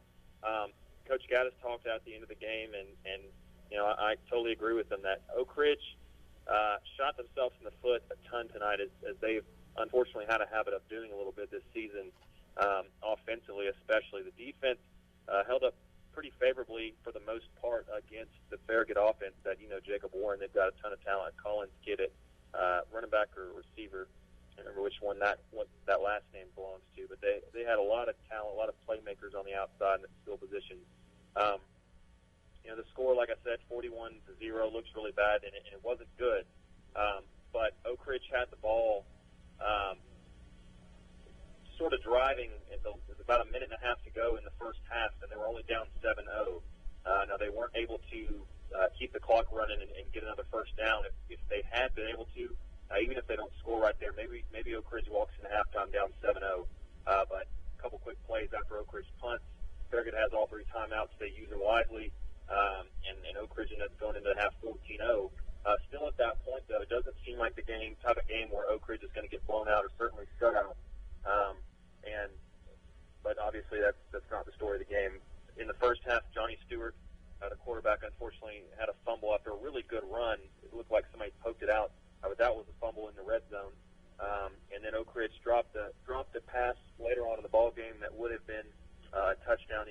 The receiver dropped it in the end zone, and then there was another fumble on Farragut's side of the field. So, as I said, 41-0 doesn't quite tell the whole story. It was not a good game for Oak Ridge at all by any stretch of the imagination, obviously. But this is a game that, I look at it, and Farragut started scoring a lot in the second half just simply because Oak Ridge's defense they just got tired and they just got worn out. And part of that was because Farragut's defense holding Oak Ridge's offense to a lot of 3 and outs. But I look at this game really as a game that could have easily been I don't think Oak Ridge was going to win this game. Just looking after the fact, Farragut is right now is a better football team than this Oak Ridge team is. Make no mistakes about it. But if Oak Ridge executes and just doesn't shoot themselves in the foot, this is probably a 24-14 game, something along those lines. But as it is, shooting themselves in the foot and not being able to really get anything going offensively, the defense gets worn out, and at the end of the game, it was a 41-0 victory. One thing that, really surprises me is, from my understanding, first off, that you say that, who would ever thought 10 years ago or even 5 years ago that Farragut would have a more dominant football team right now than Oak Ridge? I don't think anybody could see that coming, Alex. But really the question I've got for you, and I know you know all the stats and are really good at what you do, is it true that Oak Ridge has went at least scoring 3 points or more in 298 to 300 football games and got shut out for the first time tonight in maybe 24 years? Yeah, I'm not exactly sure. A lot of these stats come from David Clary, the play-by-play guy. I do some color for him. I'm lucky enough that they let me stick around. But I'm not sure about the 3 points, but just because I don't know, sometimes Oak Ridge may have got a safety way back in the day. Yeah. But it is correct that Oak Ridge has not been shut out since the '93 season, 24 years ago, and they have played 200 prior to tonight. They played 298 games without being held scoreless. So, yeah, and I'm sure there's been a few games that have just scored a field goal. Actually, in 2006, Oak Ridge against Farragut was about to be shut out, and on the very last play of the football game at the same field we're at tonight, very last play of the football game, Oak Ridge broke a 50-yard touchdown run, or else the streak would have ended at 13 years. But as it is, they won, or they didn't win that game, obviously, but they were able to score on that play, and the streak was kept alive until unfortunately tonight, 298 games later. Who shut out Oak Ridge in '93? Because they had to be really good back then. It was, you're probably not too shocked to find out, it was Riverdale. And I was told by David Clare, as I mentioned earlier, and I don't know if this was an exaggeration, I don't think it was, but it almost seems like it has to be, that 4 members of that team's secondary from Riverdale went and played SEC football. So, I mean, you don't want to say an excuse, but if you're going to get shut out, I mean, what a team to do it by. I mean, my goodness, you got talent if you got one guy going to an SEC type program. If you got 4 players at the same position, I mean, if you look at it as far as the secondary goes, going to play SEC football, I mean, that's really unheard of. What year did Sean Summers play at Oak Ridge? It was before my time. It was around 90. I think it was around 90. I'm not exactly sure. So it had been right after Summers. Okay. Yeah, it was right around 90 or so. I know it's Oak Ridge, a couple of hardcore Oak Ridge Ridgers probably listening right now and saying, "How in the world do you not know this?" A little bit before my time, but it was right around there. Okay. Well, Alex, I know you got to get up early and work in the morning. We appreciate you calling in and doing what you do for high school sports, especially here in Oak Ridge. Thanks for the call. All right, I appreciate the time. Y'all have a good one. Thank you. See. Huh? Caller, you're on the air. Yes. What's going on? Hello? Yeah, you need to turn your TV down, caller. Mute that. That way you can talk with us. Okay, I don't have it on. I have speakerphone. Okay. What's going on tonight? Nothing. Just got back from the Harrison County game. They played pretty good. Fought through 160 yards in penalties and 5 turnovers. Wow. And they still won 49-10. Stanton Martin threw for 340 yards and 4 touchdowns. He also ran for 102 yards. He was the leading passer and the leading rusher. Michael Carroll, he had 5 catches for 181 yards. Dalton Wilson had a 85-yard touchdown catch that was called back on a penalty. Ryan Moog also, he played good. He had 4 catches for 37 yards. Hey, caller, I guess, do you work with Dale Isabel on the stats? Yes, I'm Dale's son-in-law. Okay, awesome. Thanks for calling in. I tried to text Jim Ed, and Jim Ed said he wasn't there tonight, and I think everybody in North and Anderson County should go ahead and pack up Jim Ed's U-Haul for him since he's missing the Anderson County Clinton game. Yeah. I can't believe he missed it. Yeah, and I want to ask Dale this question, and I wish I could have talked to him tonight, and maybe you can relay this to him. I want someone to compare Stanton Martin to some good quarterbacks that Anderson County's had over the past years. You know, you go back to even like a Jamie Chadwell, Justin Price. Slow. Justin Price, yeah. Yeah, I wonder where Stanton fits in. To me, it's not fair. I got to watch him play as a freshman and sophomore against Fulton. I can't. That's not a fair. That's not a fair thing to compare him to anyone after those 2 games. Yeah, right. I mean, Fulton was pretty good 2 years ago. Chadwell's offense threw the ball around a lot. Of course, when Slover and Day were there, they had David Gillum and Daniel Berry running the ball. And Price threw the ball a lot, too. But I think Stanton's something special. And then he's got a lot of weapons, too. Michael Carroll and Dalton Wilson, Ryan Moog. That's just to name a few. Marquise Gallagher. And he's got a lot of offense behind him, too. So the game was dominated by Anderson County throughout, from what we can gather from the calls. Is that a fair statement? Yeah, it was dominated. Take away 5 turnovers and 160 yards of penalties, and it would have been 80-0. Yeah, well, you know, when Davey gets a good quarterback with a couple of good threats around him, he sure knows how to use them and put them in the right spot. So we appreciate the call and appreciate the update. Tell Dale that next week when he calls, we're going to want a comparison. I could see a little bit of Justin Price, Stanton Martin comparison just by knowing sort of their build, and both of them play basketball, and you know they're both good kids. Yeah, they're both great athletes. I'll get Dale to get those stats together. I'm sure it's something he'd enjoy doing. Yeah, absolutely. And you have a great night, and tell Dale to get Jim Ed packed up and get him moved out. Yeah, we'll move him out of Anderson County. You have a good night, too. Thank you. Thank you. Jesse Smithy, the living legend. What you got for us tonight, Jesse? Thanks for calling. Hey, no problem. How are y'all tonight? We're doing good. I'm a little beat down. Kingston kind of ran away with that Rockwood game in the second half, but like they talked about, raised a lot of supplies for those in Texas. So overall, it was a good night. Yeah, there are a number of communities in this area that sold T-shirts or did something to raise some funds to send down there. So it's good that we still realize that it's just a game, and there are more important things than wins and losses. And it's just terrible that it takes things like that to put the game into perspective for some people. But all in all, it's kind of a chalk night as far as wins and losses goes, as far as Maryville taking down Alcoa and Fulton taking down Austin East. But those games were not as easy as those wins came across on the scoreboard. Hey, Jesse, what do you know about the ejections in the Fulton-Austin East game? Well, I was listening to the game on the radio on Sports Animal, and I hate to drop another company's name on y'all's show, but I do want to give them credit because they did do a good job of kind of covering what was happening, and it did seem as though Xavier Malone, the Fulton quarterback, was one of the players ejected because his name, they didn't call his name anymore in that broadcast. And so when you're ejected in a high school football game, that means you miss the next game. And as injuries pile up for Fulton and they take on a pesky Carnes team next week, and then Maryville after that, you have to wonder how this starts to pile up and can work against Fulton, who just seems to be kind of getting by with what they can right now.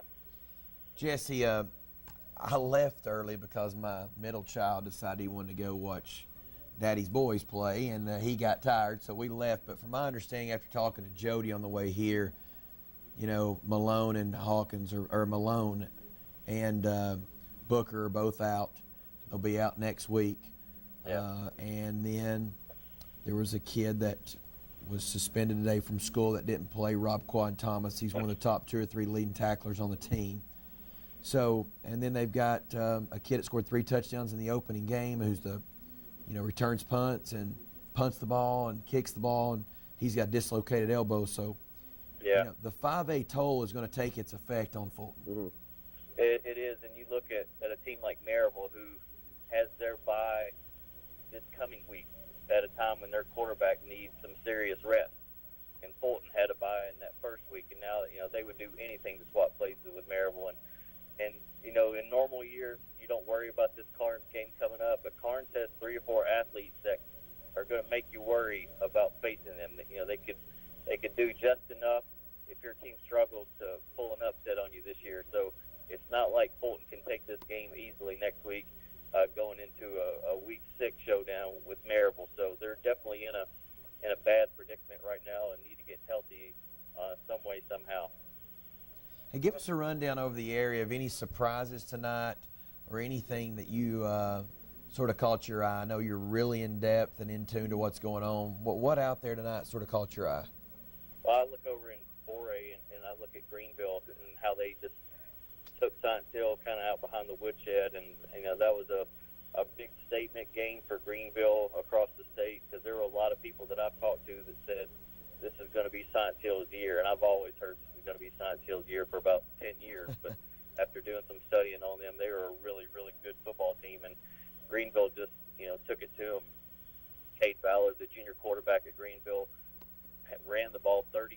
tonight, and for over 100 yards, and also threw for over 100 yards and a couple of touchdowns. So he's a guy that I like for Mr. Football in 4A, and he's certainly playing like it right now.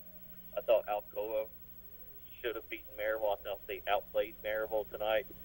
Just had a weird little happenstance happen in the fourth quarter, and Maryville took advantage, as they always do. And Gary Rankin's going to have to wait till next week against Pigeon Forge, which Alcoa should beat, to get his 400th career win. And kudos to Derek Hunt, the first-year Maryville coach, for winning that game. And as you guys know, you guys been around long enough to know, when you're replacing a legend like Derek Hunt is with George Quarles at Maryville, any kind of win like this gets your community to believe in you right away, get your players to believe in you and your staff right away.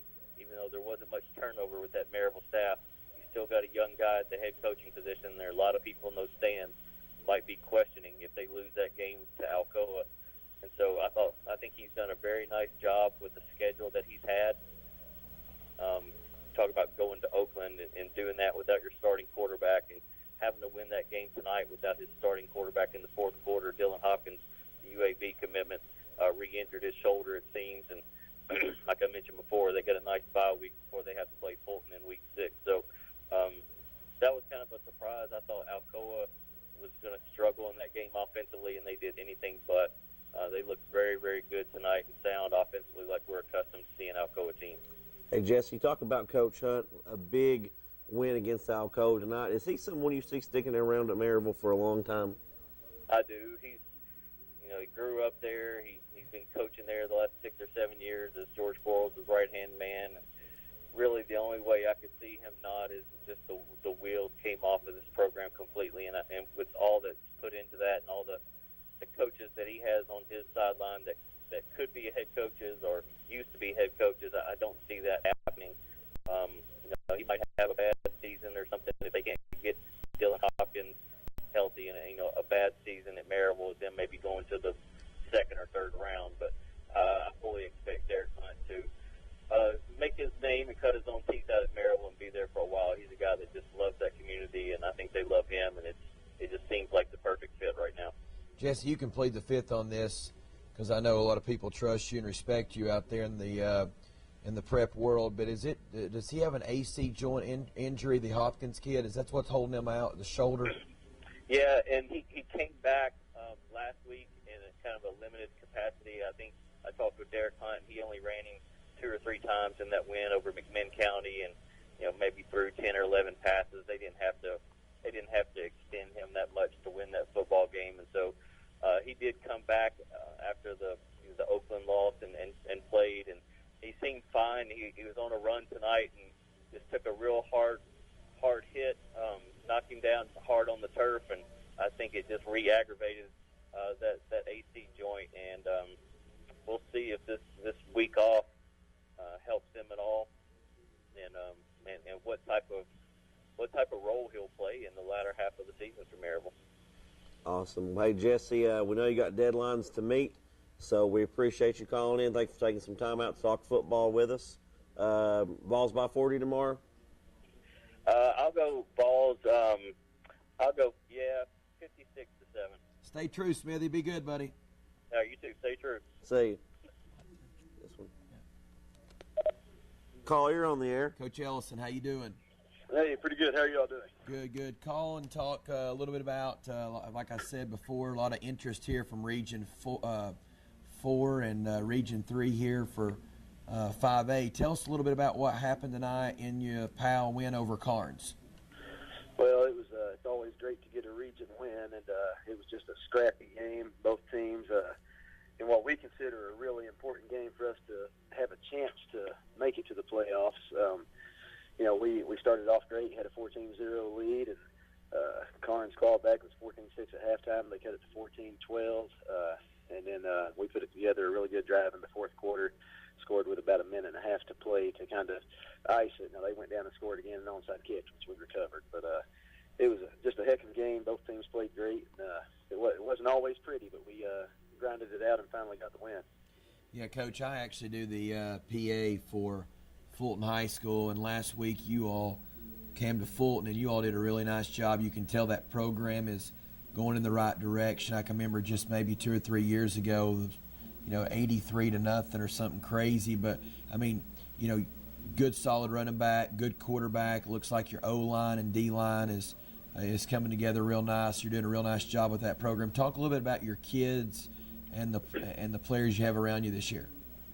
Well, thanks for the compliments. We've got some good players here, and the best thing about them is, for the most part, we only have 10 seniors on our team, and not all of them are starters.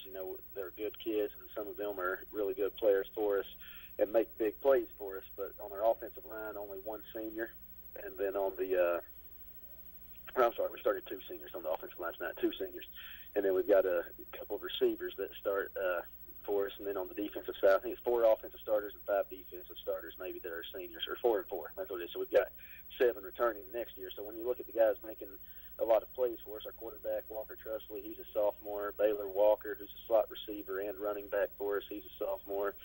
Jonathan McQueen is one of those seniors that you were talking about. He's a really working hard, doing a great job for us, just a hard runner. He's not necessarily going to run away from everybody, but he does have enough quickness and speed to make some big runs for us. That offensive line, though, they're big, strong. They're able to get a push for us, and when we really need to run the ball, we're able to. So now at Fulton, we left some points on the board because we got into the 20, inside the 24 times and didn't score, so we felt like we could have done some different things there to maybe make it a more competitive game, but that's also part of still having a young team. They've got to learn how to finish drives, and we finished it tonight with that big drive in the fourth quarter to put us up for the win. Yeah, I mean, you definitely had success moving the football between the 20s that night, had success running the football that night, so that's why I was very complimentary of your line. I thought they looked really good, and, I think it's good to see Powell going back in the right direction. I was actually over there this morning buying a chicken biscuit from John Fisher, and the band's out there playing, the cheerleaders are cheering, and it was a cool atmosphere. So, Coach, we're happy for you and hope you keep improving over at Powell, and good luck this season. And thanks for calling the show. Hey, thank you. We appreciate it. Yes, sir. Call, you're on the air, Mr. Martin. Hello? Yes, this is Stanton Martin? Yes, this is. Hey, Stanton Martin, Johnathon Cox, how you doing?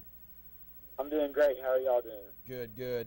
I've got to see your name on Twitter and social media, Players of the Week and everything, and I know you were actually promoting one of your wide receivers to win an award last week, so I know it's got to be a good night for you and your family. You got a good mom and dad there. So tell us a little bit about your the game tonight and about your team and about the performance you all put on the board tonight. Well, it was a great team effort tonight, obviously. With coming into the game, there's a lot of effort going into this major rivalry game, and so we knew what we had to do. And tonight, our teammates we all just got together and we followed through, and we did what we've been practicing for 12 months on. And we just played as a team, and we played together, and was able to sit back and hand off whenever we needed to, was able to throw whenever we needed to, and just play our game. It was a great night. Well, that's awesome. That's awesome. Coach Gillum called earlier and was very complimentary. I know you all get back to work next week with a big region game. Yes, sir. Good luck there, and we appreciate you calling in, and we wanted to just congratulate you on the season you're having and keep being the young man you're having, and make sure you take care of Coach Chadwell and Coach Gillum, make them look good. I will. Thank you guys so much. I really appreciate this. All right, thank you. Have a good night. All right, God bless. See y'all. Let's see. I got to put some more wood on the fire. It's going down on us, bro. Caller, you're on the air. Yeah, where's that Johnathon Cox? He in there tonight? Yeah, he's here. Hey, Jonathan, Mike Hendricks out here sitting around the bonfire, buddy. Get a little wood on that fire.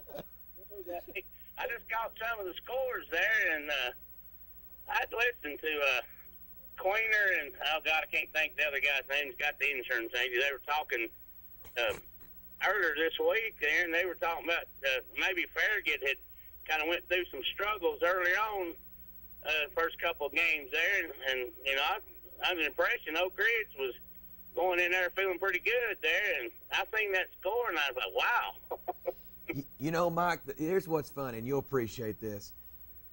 David Queener is probably one of the biggest Joe Gaddis homers you'll ever find.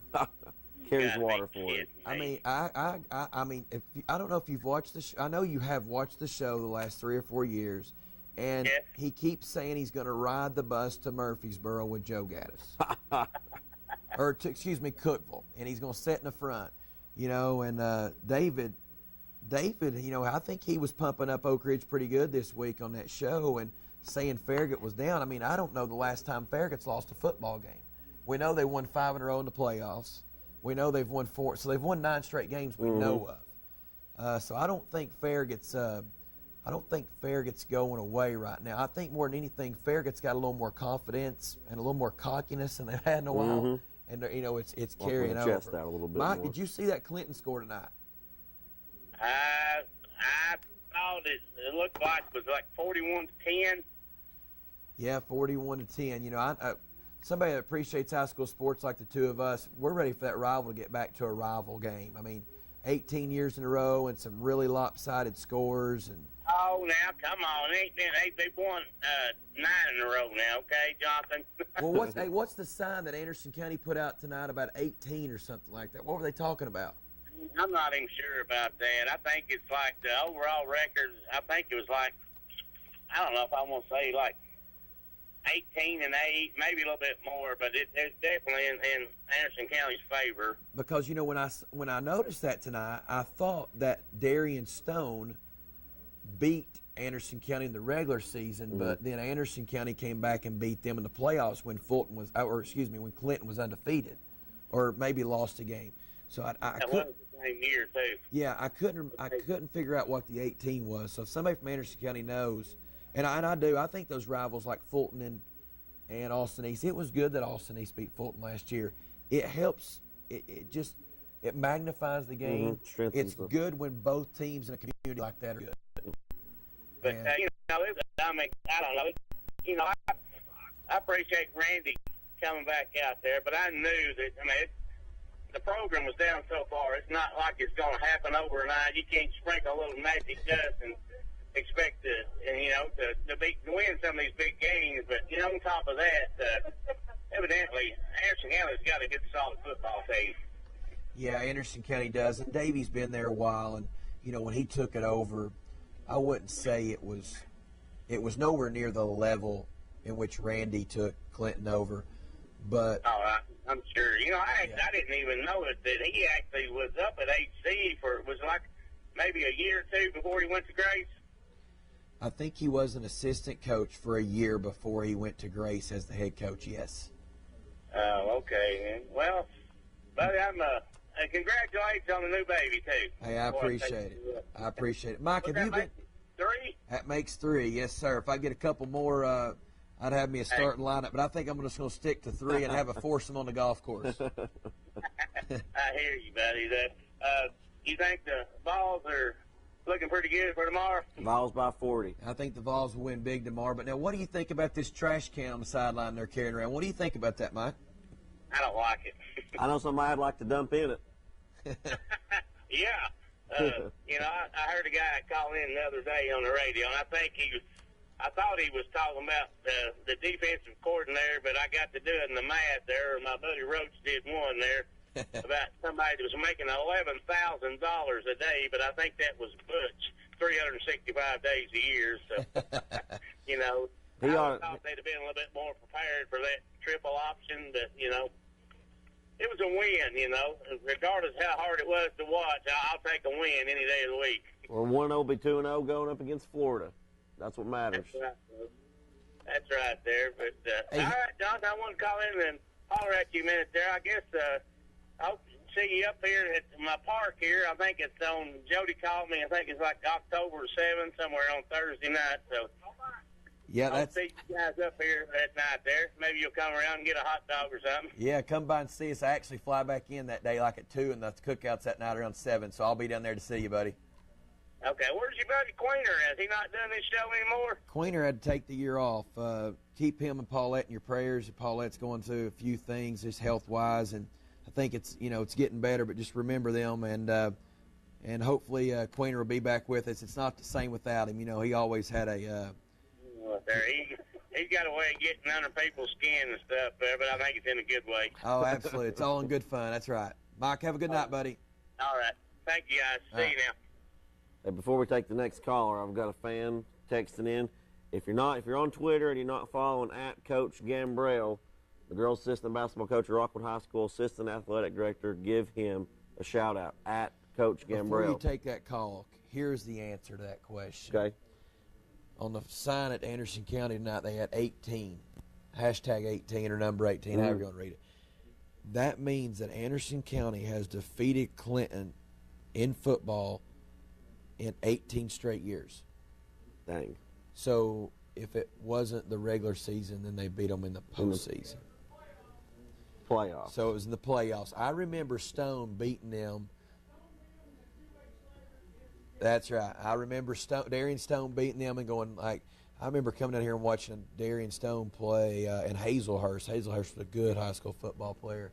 Watched him play at Oak Ridge, and then Gillum turns around and beats them a couple weeks later in the playoffs. So that's what it meant. 18 years in a row that Anderson County has beat Clinton. So that's pretty wild. And like you said, you want a rivalry to be a lot more competitive than that. Yeah, and what's funny, Clinton Athletics had some really good athletes, from early mid-90s range. I think Scotty Witt played the, state championship game, and I got to tell a quick story. Scotty Witt, so I was driving through Nashville, and they had a call-in show going on, and best high school athlete, Todd Helton, kind of call it Todd Helton, in Tennessee. Mike Keith said, I've got all of y'all trumped. I got a guy you've not heard of. Best high school athlete I've ever watched. The guy said Scotty Witt. People were calling in, who's this guy? Where'd he play? And everything else. But, yeah, so they had some good football teams back then. But to believe it's 24-8, that's pretty lopsided. But I'm sure Coach McCabe's going to work hard to get that taken care of. Clinton's got an awesome practice facility. Oh, yeah. Coach they're McCabe tweeted out the other day. Facilities. Yeah. He tweeted out the other day the aerial shot of that practice facility. That's a sweet practice facility. And I'm sure that will draw more players from other. You got to keep your kids in Clinton from other areas. Yeah, you can't let your kids go elsewhere. Let them go out. Can't let them cross the bridge that they play for. No. Caller, you're on the air.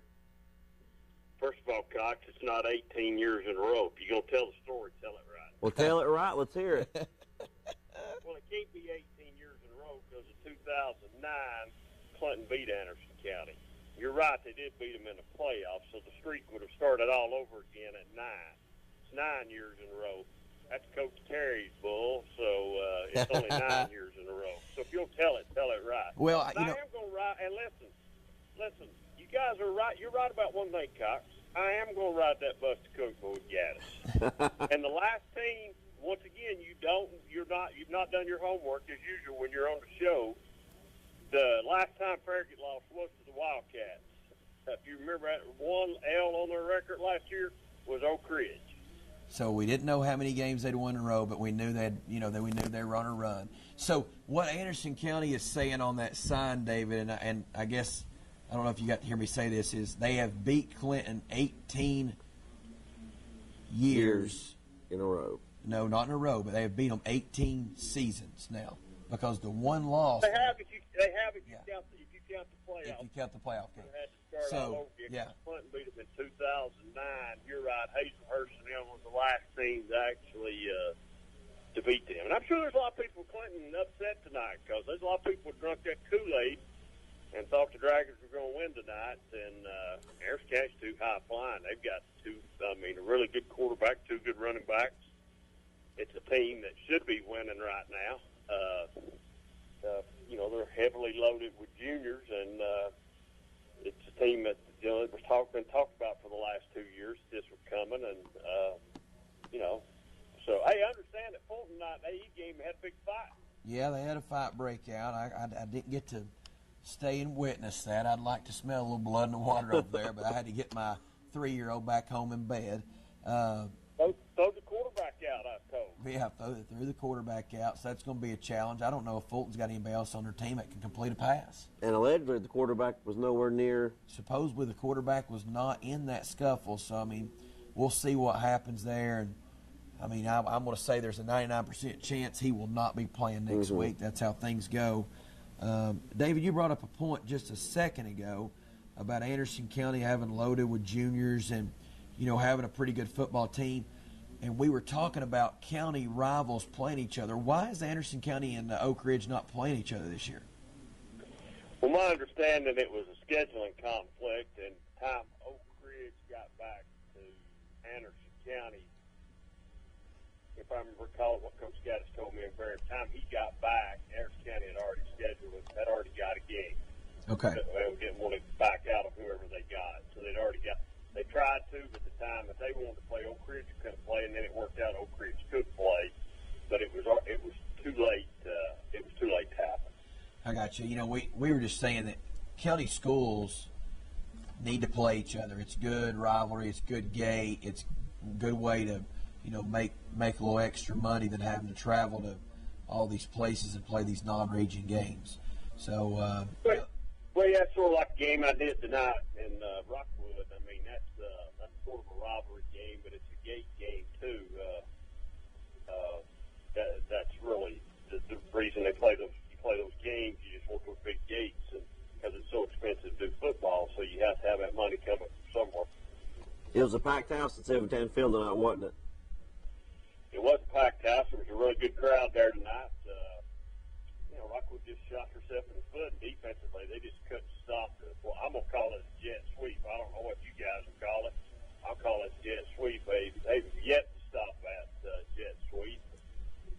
And then Kingston is pretty well balanced, being able to throw the ball a little bit, and then the other running back running the ball up the middle. I mean, listen, guys, Ron Berry made this comment tonight. We've probably seen one of the best catches we've ever seen, and we've been doing high school football. I don't know how long I've been doing it, Barry, 8 or 9 years, maybe a little bit longer. This kid made a one-handed catch tonight. No bobble, no nothing. On the dead run, never stopped, never nothing. Made a one-handed grab with a receiver hanging on him for a touchdown. Probably the prettiest catch that I've ever seen. I don't want Barry to know that I agreed with him, but it was one heck of a catch. Hey, Dave, maybe Brad can run that. That way you're not staring at our ugly mugs, and maybe we can see that highlight. It's got to be 12 o'clock since we've talked to you. Give us a rundown on what you think you witnessed on Monday with the Vols, and give us an overall record maybe of maybe what you think their season looks like. I know Chicken Legs would love to call in and give us the rundown on the country ham. So give us a rundown on what you think Tennessee might look like throughout the year. Well, I think Tennessee's looking at maybe 8-4, possibly 7-5. I thought the Monday night game was a must-win for them. Because if not, there would have been 5. There probably would have been 5 losses. I believe it's a loss of Florida, it's a loss of Georgia, Alabama, and LSU. That's me. So I think you're looking at 8-4 right now, probably, not unless somebody else creeps up on them. I was listening to Jimmy Hines, and Jimmy Hines didn't talk today going to the game, and they was talking about this is a year that maybe Kentucky and a few of those lower-tier teams in the East are going to upset some people. There's a lot of people high on Kentucky. I'm not, but and I agree with you guys about the garbage can. That's about the stupidest thing I've ever seen in my life. Hey, let me ask you this. I don't know if you follow Clay Travis on social media. He posed this question in Atlanta to a lot of Tennessee fans. If you can go 7-5 and get Chip Kelly next season, would you take it? And 99% of hands I saw were raised. What do you think about that? No, I wouldn't take it. They're not going to fire. And once again, I hate to agree with Ron Berry. They're not going to fire Butch Jones. He's owed too much money. So they're not going to do that. If he goes 7-5, he definitely gets on the hot seat. He's on the hot seat a little bit, but not like Texas A&M is. No, I don't think. I personally wouldn't want Chip Kelly myself, but I think Butch Jones is a great recruiter. He just can't coach. Player development is not. It's not good. And we were talking. Coach Wright and myself were talking a while back, and he says the one thing you cannot teach someone in coaching. This is Jody Wright that coaches basketball at Fulton. The one thing you cannot teach someone in coaching is to have a feel for the game they're coaching in. Mm-hmm. You can't teach that. And that timeout that he did not call in the second quarter on 2nd and 1, when that happened, that was the first thing I thought of. He has no feel for what's going on. Call a timeout, get a first down, you still have another timeout left, and you kick a field goal, and you get 3 points going to the – I mean, he and I call him Botch Jones because he botches more stuff like that than anybody that I've witnessed over at UT. You're right, he does, and, me and Barry argued about this on the Wednesday night show, Wednesday night about, and I just didn't make this up what I'm fixing to tell you. They talked about the scheming for the game against Georgia Tech, that they had been working on it since January. Wow. I hate to see them if they'd have worked on it just a couple of days, because, from January to now, and they said they dedicated most of spring practice to this game, trying to get it. Because, guys, the Georgia Tech game was an important game on the Tennessee schedule. I mean, that's the difference in 5 losses possible when you actually look at what I just said. If you think Tennessee's going to go to Swamp and win where they've not done that, the Georgia series is back and forth. Now, Georgia might level out a little bit with the quarterback being hurt. Now, Tennessee might have a chance, but if they scheme since January, what does that say about our defensive coordinator? Or what does that say about our defensive staff? It doesn't say too much. They should be arrested for theft. Well, the thing... Butch Jones, you figure this out, guys. Think about this just a second. Butch Jones makes $11,000 for 365 days. Figure that out. That's $11,000 a day. That sounds like your retirement. Yeah, it's exactly like my retirement. You're right, Cox. Exactly. So you just think about that. He's making $11,000 a day, and we've got to go to double overtime and beat Georgia Tech by 1 point. Come on. There ain't no way Georgia Tech – there's no way we should be playing down to their level, but we are. Yeah, we are. And I asked I went over to Fulton yesterday, and I asked Jeff McMillan, I said, what do you think the thinking was with being 2 yards off the ball at the line of scrimmage? Oh, yeah. He said, well, they said it was to not get cut. Well, he said, would you rather get your hands on them early and get cut at the line of scrimmage or get cut 2 yards down the field? Because he said if the average gain would be 2 yards and you're 2 yards on the field, now it's 4 yards. Yep. He said, I'll never, believe that. Trust the process. Yeah. And I don't know, talk about step over on the offensive side a minute. The wide receiver, what is it? Is it Galloway? Is that right? Callaway. Isn't that right? Is it Marquez Callaway? Why was this guy not? This guy wasn't even going to play. They said, why was this guy not going to play? Hey, did you know that? I mean, they weren't going to play the linebacker. But yeah, they weren't going to play him. 24 tackles. 24 tackles, and he wasn't going to play either. He wasn't even in the rotation. Why are we? I mean, I don't understand. It's really puzzling. The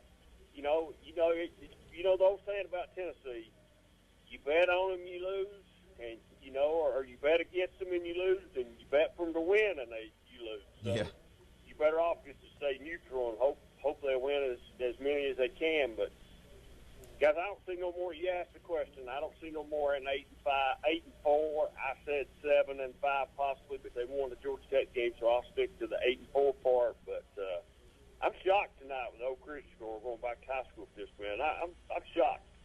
I never thought Oak Ridge would be shut out by Farragut. And our buddy that calls all the time, Oak Ridge, rah, rah, rah, he ain't called. Well, he's not called tonight, has he? Triple D? Triple D is not called tonight. And I guess because the but first what's the other time. guy, Cox? There's another guy that used to call me, and he's a big old Christian. I'm sure he's not called tonight neither, is he? He's probably crying somewhere in the corner. No, Alex is the one. Oh, Alex called you a while ago. Yeah. Brad knows who I'm talking about. If Brad's there, he can tell you the name.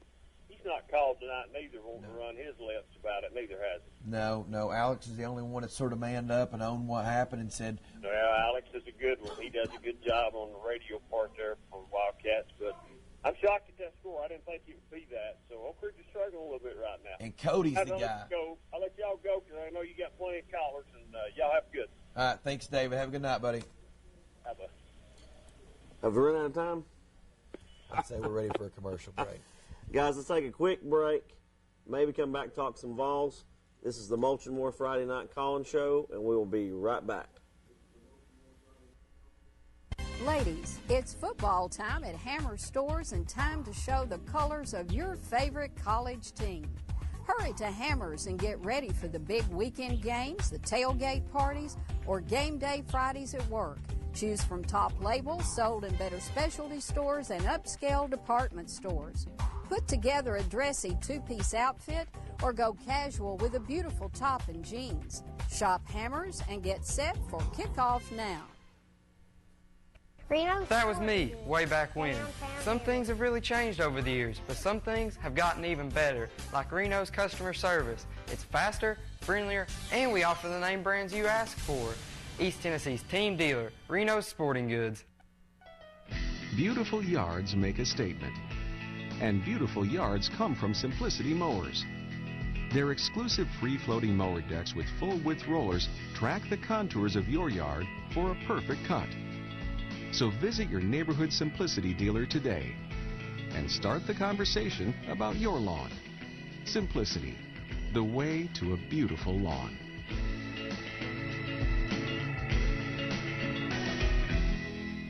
Evans Mortuary has been serving the needs of families in and around Roane County since 1976. As established members of our hometown community, we understand the security of dealing with people you know you can trust. We build our reputation on this trust. The Evans family appreciates the confidence the community has expressed in us over the years and will constantly strive to earn that favor. Evans Mortuary, 805 North Gateway. It's time to look closer to home and energize America with fuel made in America. Natural gas is a cleaner, safer, more efficient, and more affordable energy choice. ORUD is your family's comfort provider. Natural gas is the responsible choice for your family, your wallet, and the environment. Gas is a great value, but it is also the best way to cook, heat your water, and warm your home. If you want the best for less, switch your house to natural gas.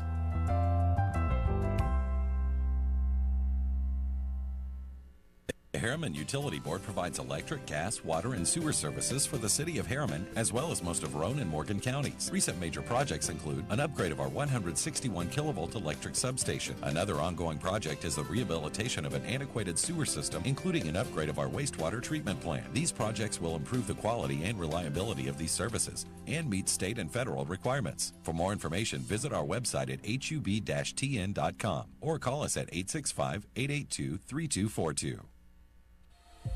Get yourself unchained from large pharmacies. Shop and support your local independent pharmacies in our hometowns. In Kingston, shop Kinzer Drugs. In Harriman, shop Chase Drugs. And in Rockwood, Live and Let Live Drugstore.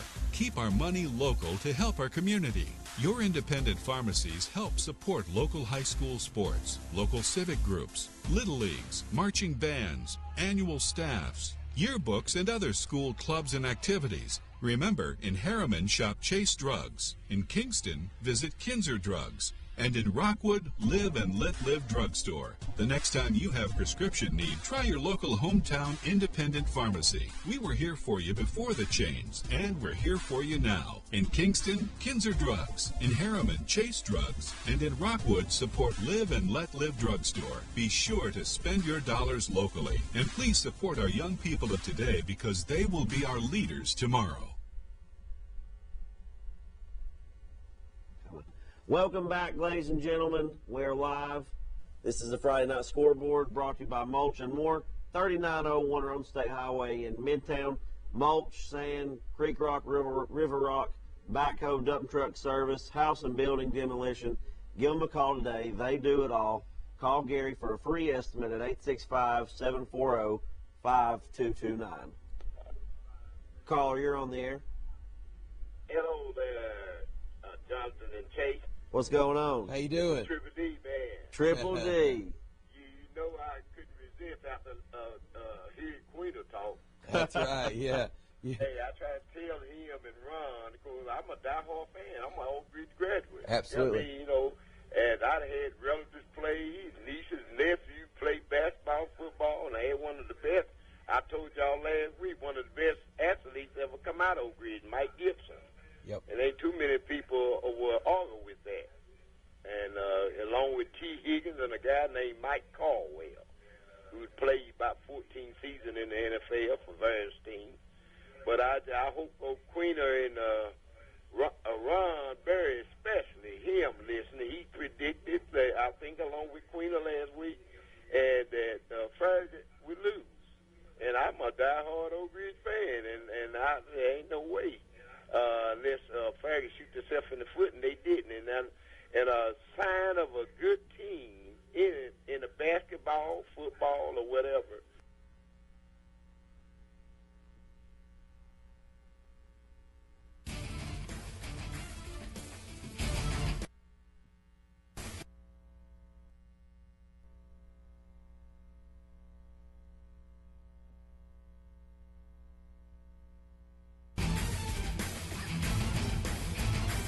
The returnees they had, and they wide out, and they had a young secondary last year, but they was pretty good defense and solid. You know, for you to go down to Ooltewah and come all the way back and beat them when you down by about 45 points, and you come by that shows something in the coaching staff, that shows something in the player. And just like I say, I ain't got nothing against Coach Dad, because he coached my nephew, and I was one of the ones that used to try to keep some of his players in line. And I don't have nothing against him, but something going wrong. They got some good athletes there. They got some Caleb Martin, and they got some secondary guys. But I don't understand what's the shutout on why they can't get nothing going on the offensive side of the ball when they got some pretty good playmakers. I mean, Jordan Graham and the quarterback can show sign of, he's been carrying them for the most. He seems like he's their best running back. I guess that ain't by design, but they trying to take the field away from Jordan Graham. But look like your best playmaker, he ought to have more than about 30-something yards rushing after about 3 games. And I mean, they trying to hit this player and that player, and I just think their offense is a lot behind on their defense, but they shouldn't be, because they got some pretty good athletes at Pendergrass kids, and they got some good athletes on that offense. I guess the line, I don't know, the line is kind of like inexperienced, but I wasn't shocked. I was shocked by the score being 4. They shutting Oak Ridge out, because I know Oak Ridge a lot better than that, and I'm just asking myself, is Farragut that good? Oak Ridge ain't good as the people probably say they is. Of course, Ron Berry thought that they were, from hands down, from 40 seasons started. He had Oak Ridge. I mean, like I say, I don't want. I want Oak Ridge to succeed, and that starts with the head coach.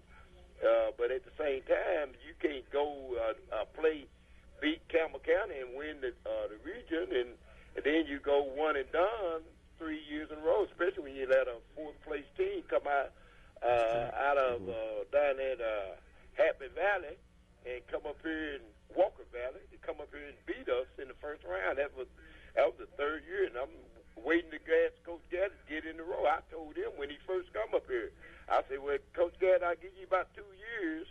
That was his first year back, and that you will be state champ.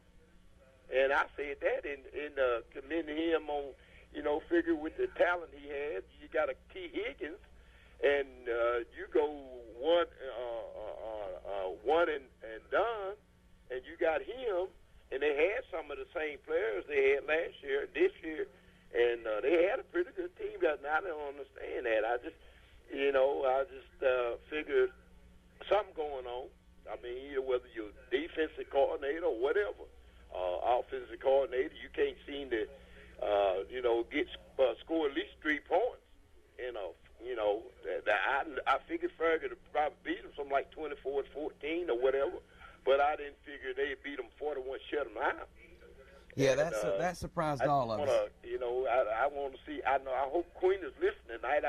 I pray for his situation with his wife. I guess that you said that his wife is going through a little period. He took off a year, but I know I like to call in there and give him a run and a hard time and everything, but it's a lot of fun, and I enjoy it.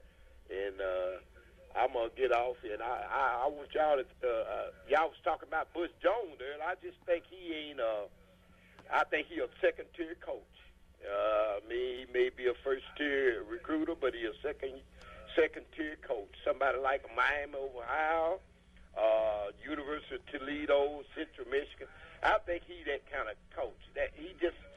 I think that the stage is too big for him. Yeah, I can agree with that. On the SEC on the stage, I just think it's too big for him. You know, you can recruit, but you gotta, like I tell Queena and Ron Berry, and I hope they listen. A horse is only a thoroughbred is only good as the jockey that rides it. Mm-hmm. That comes from Triple D. If you got a jockey secretary wouldn't have won all them races and dominated the years it was running. It had a jockey that know how to kick that horse in the gear. Because if it was, any jockey couldn't have got on that horse and rode secretary. You can have a thoroughbred, but you got to have a jockey that know how to kick him in gear. That's right, And Triple D. I want to let you know that I got a grandson playing for Anderson County. He's a freshman. And y'all be looking out for this name in the years to come. His name is Cameron Thomas. All right, we'll be watching. He's a freshman, and I heard he been playing a little bit for one of the freshman class. They got some pretty good. I heard Gilliam here the other day on the coach's corner that saying that freshman class is a class to be reckoned with, and so he in that class. And y'all look out for him. So I'm gonna get off here and give y'all comments on Tennessee. I just think that I think they'd be probably 75. I mean, but Jones, he just, when you have I'm like Queener, when you have almost 7 months to study a team offense, and then you still allow them to rush for 596 yards. And I thought that's supposed to be, of course, they secondary is gonna have to. They gonna need a lot of work done. I didn't hear Todd Kelly name called. And that Justin Martin, they were bragging on him during the spring, and UT was saying that how good Justin Martin, that cornerback, was. What he, to me, I got an amputation. I could have got out there and played better with one leg than he did with two. Heard that. He might be the permanent trash can holder for the rest of the season. Oh, man.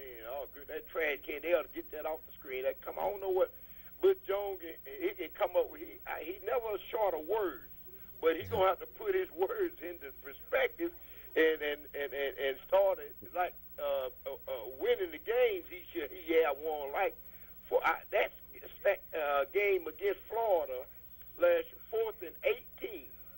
And how in the world do you give up not only 18 yards for first down, you give up a score? Yep. Oklahoma, they were winning 21-3, and they came all the way back. Come on, see, that's what I'm saying, why he's a second-tier coach.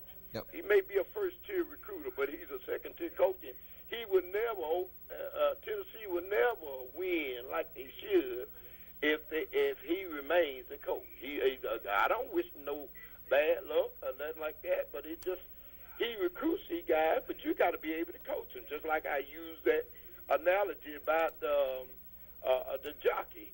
The horse is only good as the jockey that rides it. Triple D. He got thoroughbred players over there. He cruising it within the top 10 since he been over there. Then he ought to be able to be the jockey that have the thoroughbreds running to the touchdowns and more than just field goals. I mean, he talks a good game. He should be more of a politician than he of a coach. I agree. Triple D, you have a good night, buddy. Thanks for calling in. We're going to get a couple of these calls here, and we're going to shut her down. We'll talk a little bit about all right, nice football. To talk to you guys. Yes, sir. Thank you. Have a good tell night. Queen, I got him in my prayers, him and his family. I will. Appreciate that. All right, my man. All right, thank you, buddy. You too. That seems to be the – go ahead. That's good. Seems to be the consensus of our callers as well on Butch Jones. A good recruiter can get all the parts, ingredients, whatever analogy you want to give, can't get them all lumped together to mix up into something great, something good. but not what you want. I'm afraid that administration, I don't know who, but they're getting where they're okay with it. Well, I think Feinbaum said something that I agree with more than anything. And you just said we're getting good. Well, Butch Jones has changed the expectation of the Tennessee fan. 8-4 used to not be good. Used to be fired. 8-4 used to be Fulmer's losing it. He didn't get to the SEC East this year. Florida's starting to dominate us. Well, our mindset as a fan base has changed due to Butch Jones. He has changed our mindset to think 7-5 and a bowl win is fine. And well, let's see what he does next year. Let's give him. And Triple D said it right. He's bringing in some thoroughbreds, but he's not the jockey. He's not the jockey. There's no player development going on, but more than that, and I hate to start harping on this, and we've only played one football game, but how many times has he had better talent standing on the sideline than it was on the field? Kamara or Hurd? Who you taking? Kamara. Every day. You know, Batuli, this kid had 25 tackles. Yeah. He's sitting on the sideline until a guy gets hurt. We can't find somewhere for him to play. And from my understanding, he was really an outside linebacker. So, and Todd Kelly Jr., I heard 2 nights ago he's banged up, but I heard tonight he will play. That's good. He's, I think he's a guy that's probably going to end up making an impact on that defense. He made too many big plays last year not to be out there.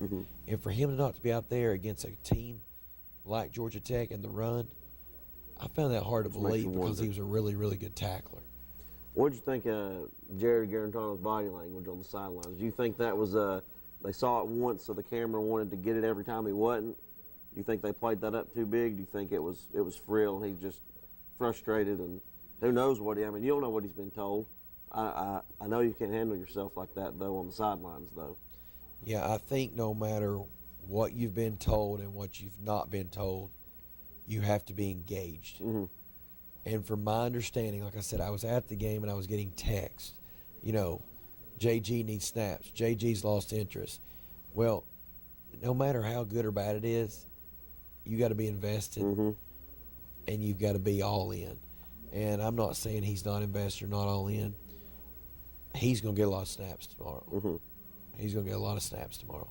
And that's going to cause a bigger problem. Yeah. Because he's going to be successful. He's going to throw a touchdown pass and, oh, my gosh, I told you, I was right all the whole time. And he's going to look very athletic because from what I understand, this might be one of the worst teams that's rolled into Neyland in the league. Oh, yeah, they said it is a bad AA, whatever they're called now. It is a bad team that we're playing tomorrow.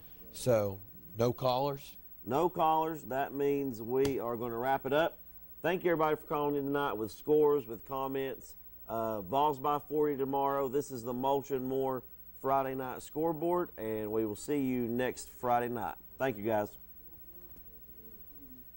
Make this spring all about enjoying the experience. When you ride on your new Ferris commercial mower featuring patented suspension technology, you'll have more than freshly manicured grass. You'll experience productivity and comfort like never before. And because you won't be slowing down for those rough spots, you'll mow more lawn in less time. Ferris, experience suspension. Your local Ferris dealer is S.L. Bowman & Sons, 524 North Front Street in Rockwood. Call 865-354-0600.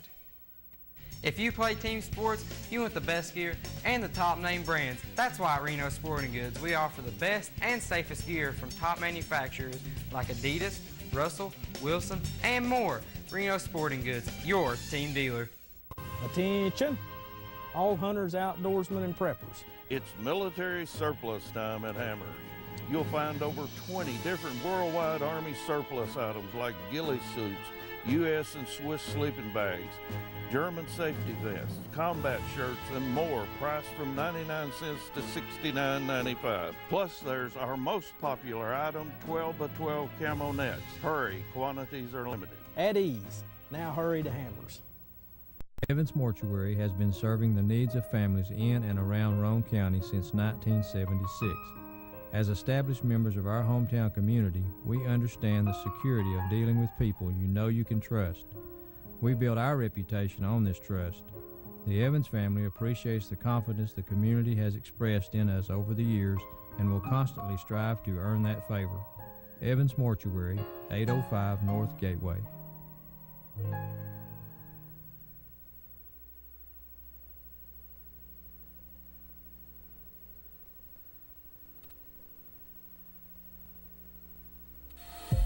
Get yourself unchained from large pharmacies. Shop and support your local independent pharmacies in our hometowns. In Kingston, shop Kinzer Drugs. In Harriman, shop Chase Drugs. And in Rockwood, Live and Let Live Drugstore. Keep our money local to help our community. Your independent pharmacies help support local high schools.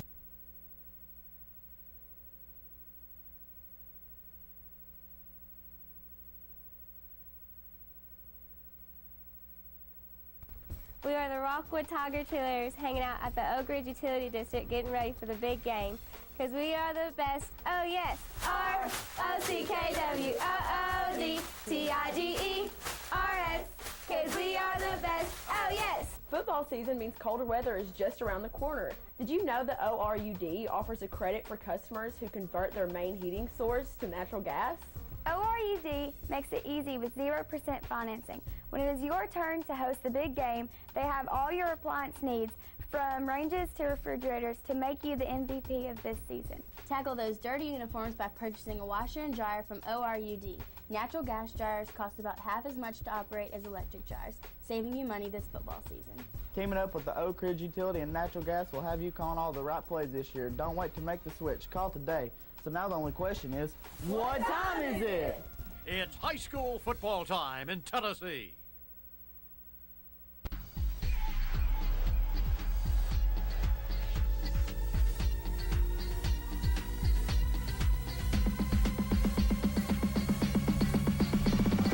I'm alive.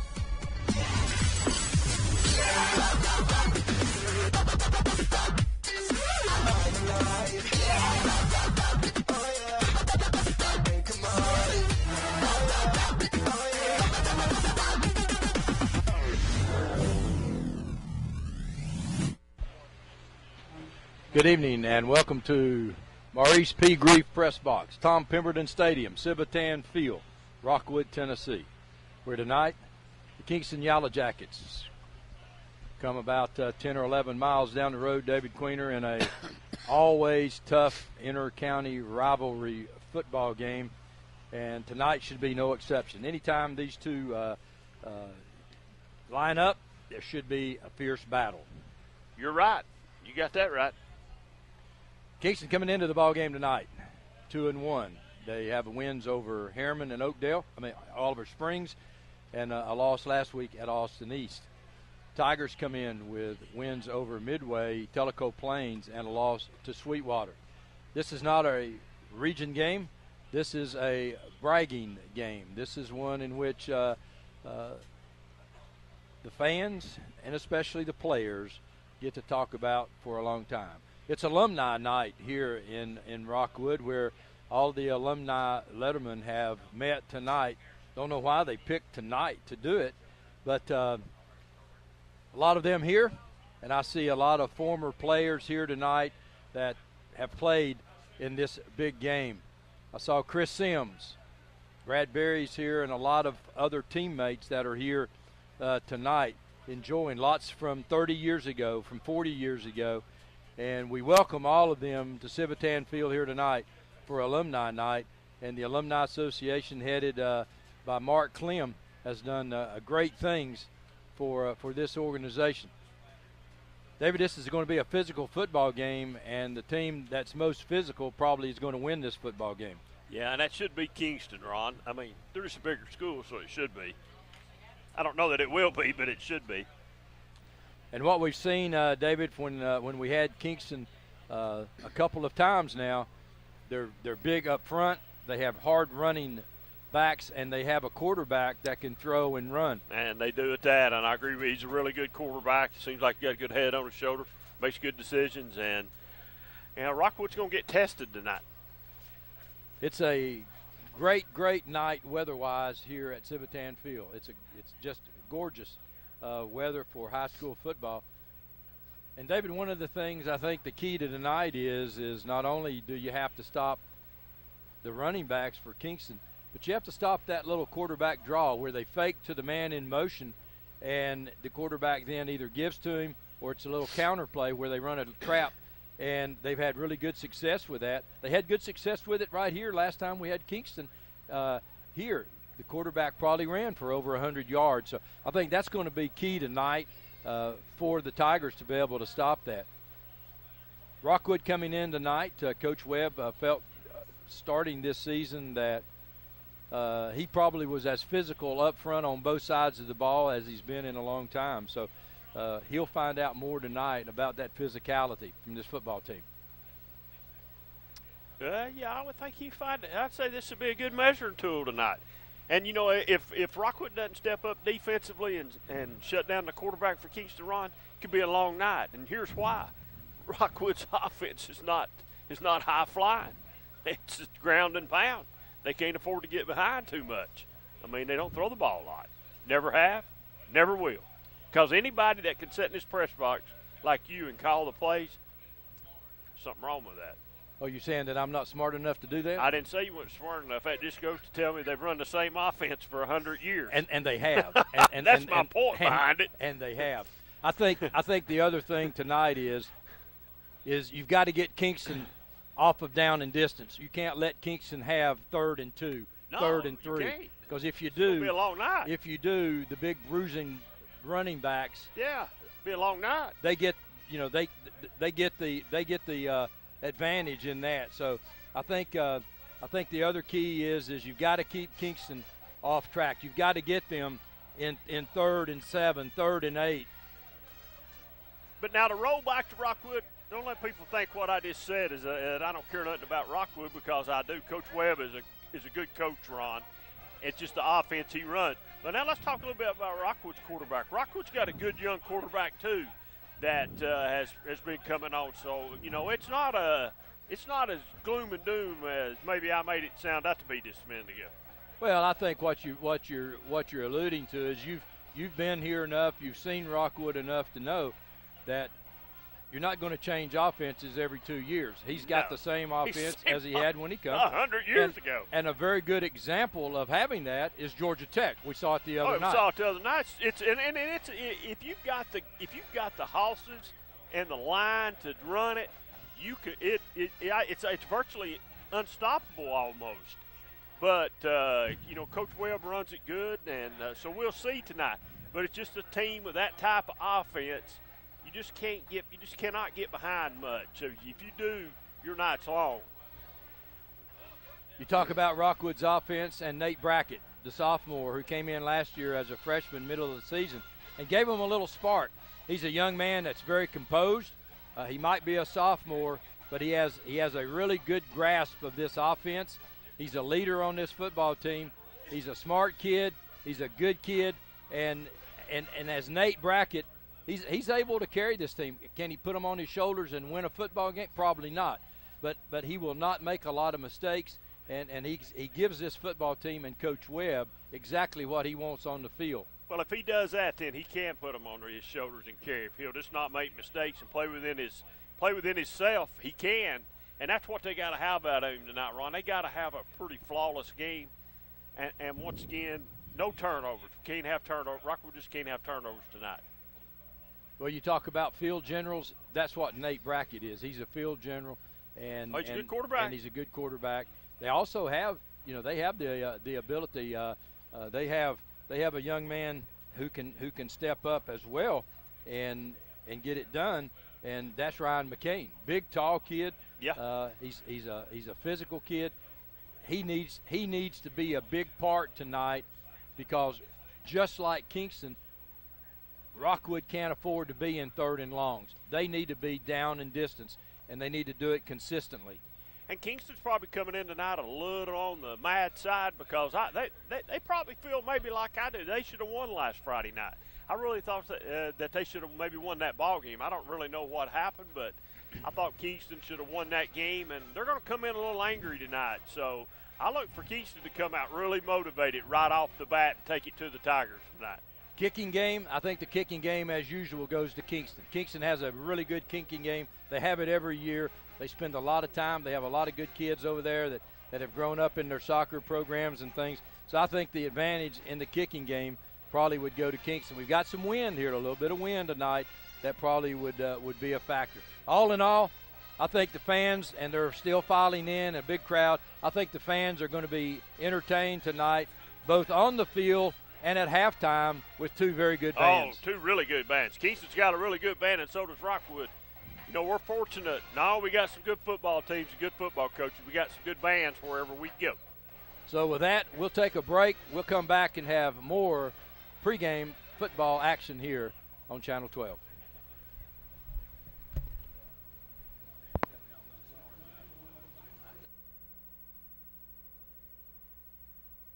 It's time to look closer to home and energize America with fuel made in America.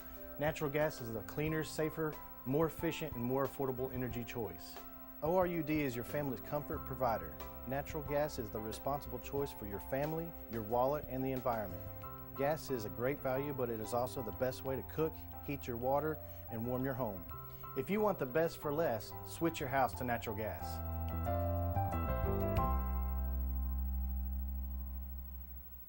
If you didn't buy your rugs at Hammers, you paid too much. Hammers buyers search the South's rug markets every month for special deals on area and room size rugs, like these in traditional, oriental, and contemporary design. Choose from high quality heat set rugs, olefins or wool. Plus, there's always a special selection of kitchen and bathroom rugs for $288. Remember, Don't pay too much. Buy your rugs at Hammers. If you play team sports, you want the best gear and the top name brands. That's why at Reno Sporting Goods we offer the best and safest gear from top manufacturers like Adidas, Russell, Wilson, and more. Reno Sporting Goods, your team dealer. In 1916, Warren Miller chose Auto Owners Insurance.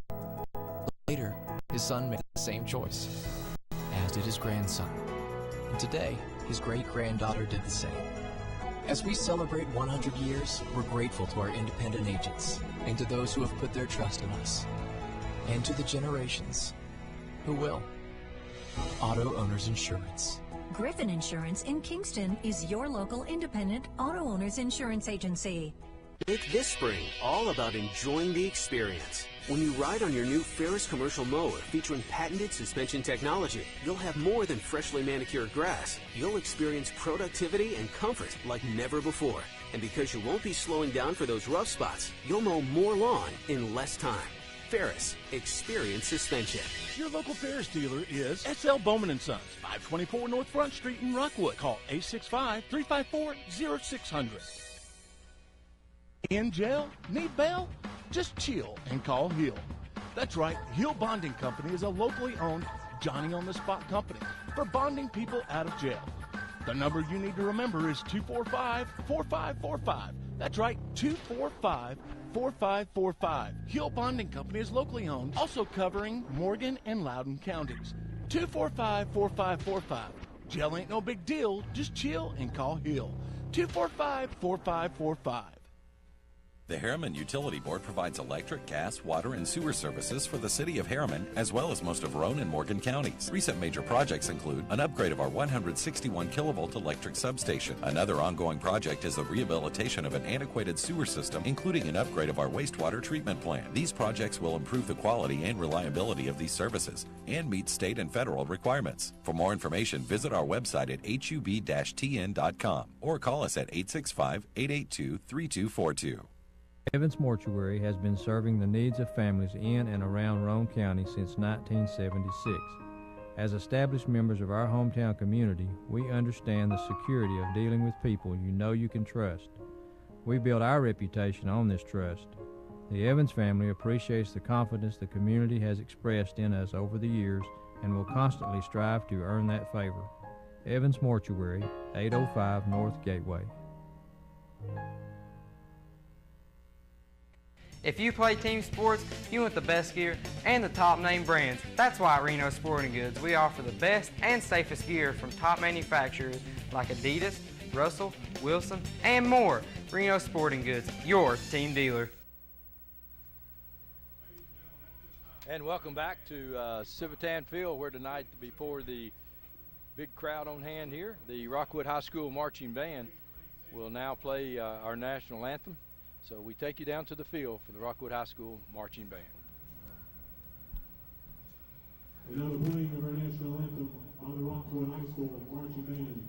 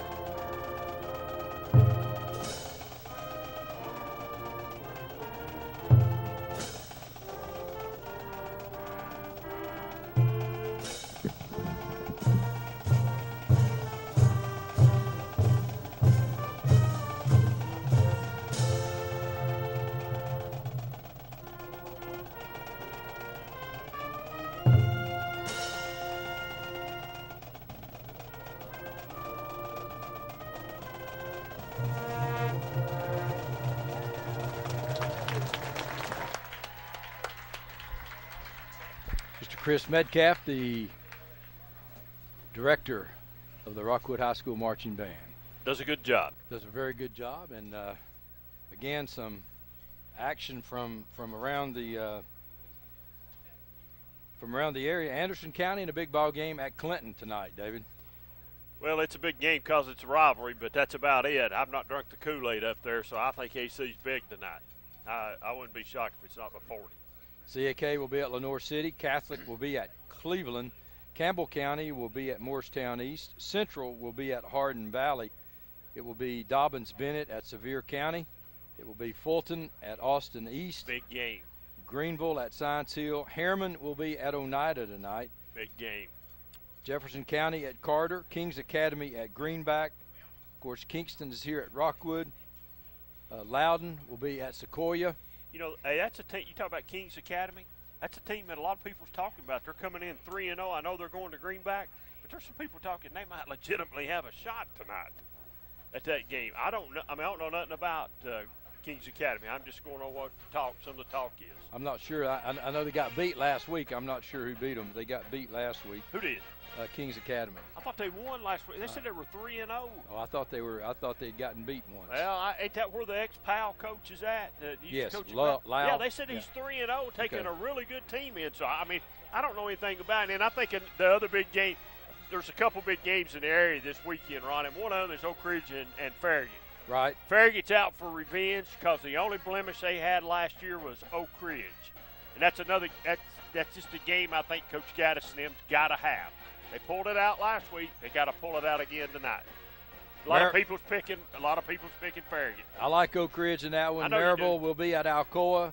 Maryville, easy. Alcoa, Rankin looking for win number 400. I'm going to say he pulls it out tonight at home. Not happening. He'll have to wait till next Friday night to get it. McMinn County at Ray County. Ray County hot right now. They'll pick up another win tonight. Midway at Unaka. You don't even let me talk. Ray County ain't hot. They're 1-2, and they'll get another loss tonight.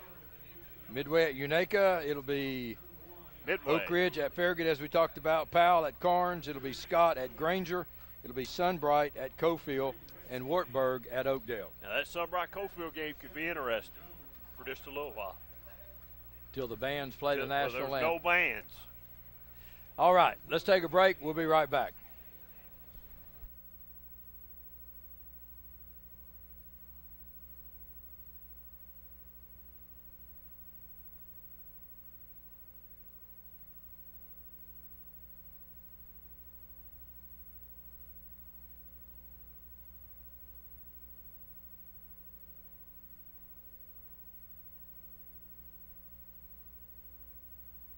It's time to look closer to home and energize America with fuel made in America.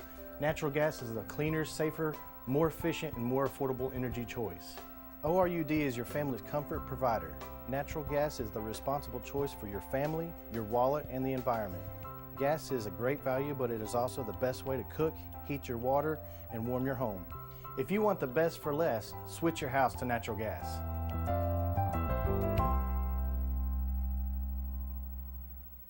If you didn't buy your rugs at Hammers, you paid too much. Hammers buyers search the South's rug markets every month for special deals on area and room size rugs, like these in traditional, oriental, and contemporary designs. Choose from high quality heat set rugs, olefins or wool. Plus, there's always a special selection of kitchen and bathroom rugs for $288. Remember, Don't pay too much.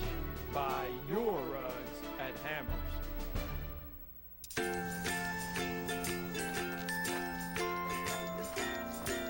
All right, crew, let's get started. All right.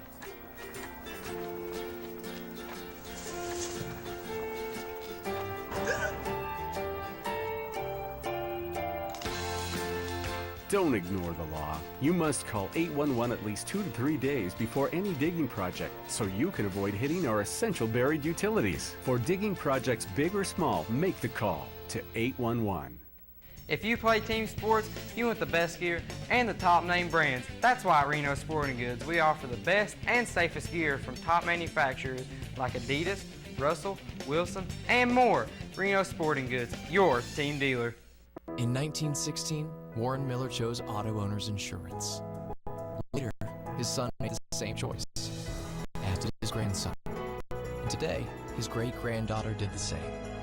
As we celebrate 100 years, we're grateful to our independent agents and to those who have put their trust in us, and to the generations who will. Auto Owners Insurance. Griffin Insurance in Kingston is your local independent auto owners insurance agency. I am a Simplicity dealer. This business is my life, my career. If you need a new mower, I'll help you choose the model that will make your property look its very best, and even let you take a test drive. When it does need service, you can rely on my factory service training and genuine parts. Because I don't just sell products, I build relationships. I am a Simplicity dealer. S.L. Bowman & Sons, 524 North Front Street in Rockwood. In jail? Need bail? Just chill and call Hill. That's right, Hill Bonding Company is a locally owned Johnny-on-the-spot company for bonding people out of jail. The number you need to remember is 245-4545. That's right, 245-4545. Hill Bonding Company is locally owned, also covering Morgan and Loudoun counties. 245-4545. Jail ain't no big deal, just chill and call Hill. 245-4545. Evans Mortuary has been serving the needs of families in and around Roane County since 1976. As established members of our hometown community, we understand the security of dealing with people you know you can trust. We build our reputation on this trust. The Evans family appreciates the confidence the community has expressed in us over the years and will constantly strive to earn that favor. Evans Mortuary, 805 North Gateway. If you play team sports, you want the best gear and the top name brands. That's why at Reno Sporting Goods, we offer the best and safest gear from top manufacturers like Adidas, Russell, Wilson, and more. Reno Sporting Goods, your team dealer. The Harriman Utility Board is committed to providing safe and reliable natural gas service to our customers in Harriman and Roane County through the use of safe operational procedures with trained and knowledgeable personnel. An odorant is added to natural gas and maintained to a certain level so that in the event of a gas leak it can be easily detected. If you smell or suspect a natural gas leak, please call the Harriman Utility Board at 882-3242. We can be reached 24 hours a day, 7 days a week. See you, buddy. And the band swaying in the wind. We said the wind was blowing. It's not blowing the band. They're just swaying so their knees won't lock as they're waiting for Coach Webb. Got some folks over at the locker room door. That's I tell you what, the Rockwood Crazies are out tonight. You're going to hear if don't be surprised if you don't see a big flock of ducks come by, because the duck calls are out tonight. Are they out tonight? They're out tonight. So be ready for the duck callers. Fine sponsors for tonight. We thank them for allowing us to bring you this football game, and one of the fine sponsors, City of Rockwood. City officials are always behind the Rockwood Tigers. And they want the Tigers and all the young adults to know at Rockwood High School that the City of Rockwood stands behind you, and they want you to know that they wish you the best of luck and hope that no one gets hurt here tonight. So from the mayor and the city council, city administrator, go Tigers. Also, a fine sponsor is the Rockwood Electric Utility, the general manager and the board at Rockwood Electric Utility. Are proud to sponsor high school football, and especially tonight here in the Rockwood Tigers and the Kingston Yellow Jackets, because they provide power to both of these areas. So it's equally impressive for them to be a sponsor tonight, getting all of their customers involved here tonight. So if you're watching this on TV tonight, REU has your power on, and we thank you for that.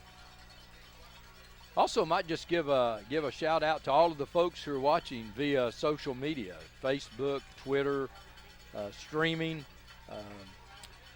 Brad Jones is able to document the number of people, not only around the county, around the state, around the United States, but around the world, who are tuned in to Channel 12 tonight, and a lot of folks really tuning in tonight for this, because this is a big game.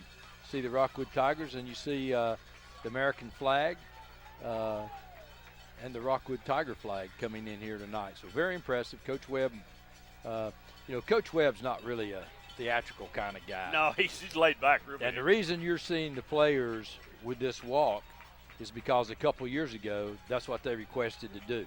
So Coach Webb, being the coach that he is, said, if that's what you guys want to do, that's what we'll do. So it's pretty impressive. Yeah. And that's the new Coach Webb. The old Coach Webb is still the wing team. That's Coach Webb. So the Tigers coming out, the Yellow Jackets waiting to come out, and folks, we're a few moments away here, a few minutes from kickoff. Again, we thank you for being here with us tonight, and we look forward to a really good football game, and hope that you're sitting in the comforts of your home, although it's a beautiful, beautiful night there at Civitan Field, and lots of folks from Kingston have made the trip, as they always do. Kingston always travels well, as does the Tigers, and now the Kingston folks are coming out, and the Rockwood Tigers.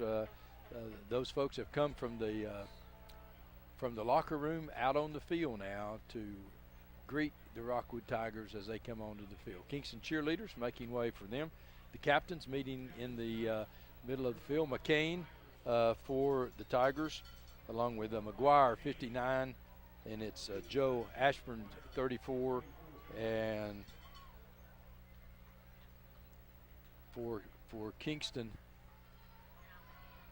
Spellman is number 2.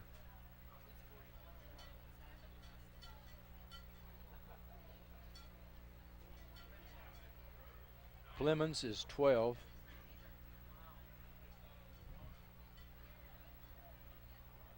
'63 is Thurman.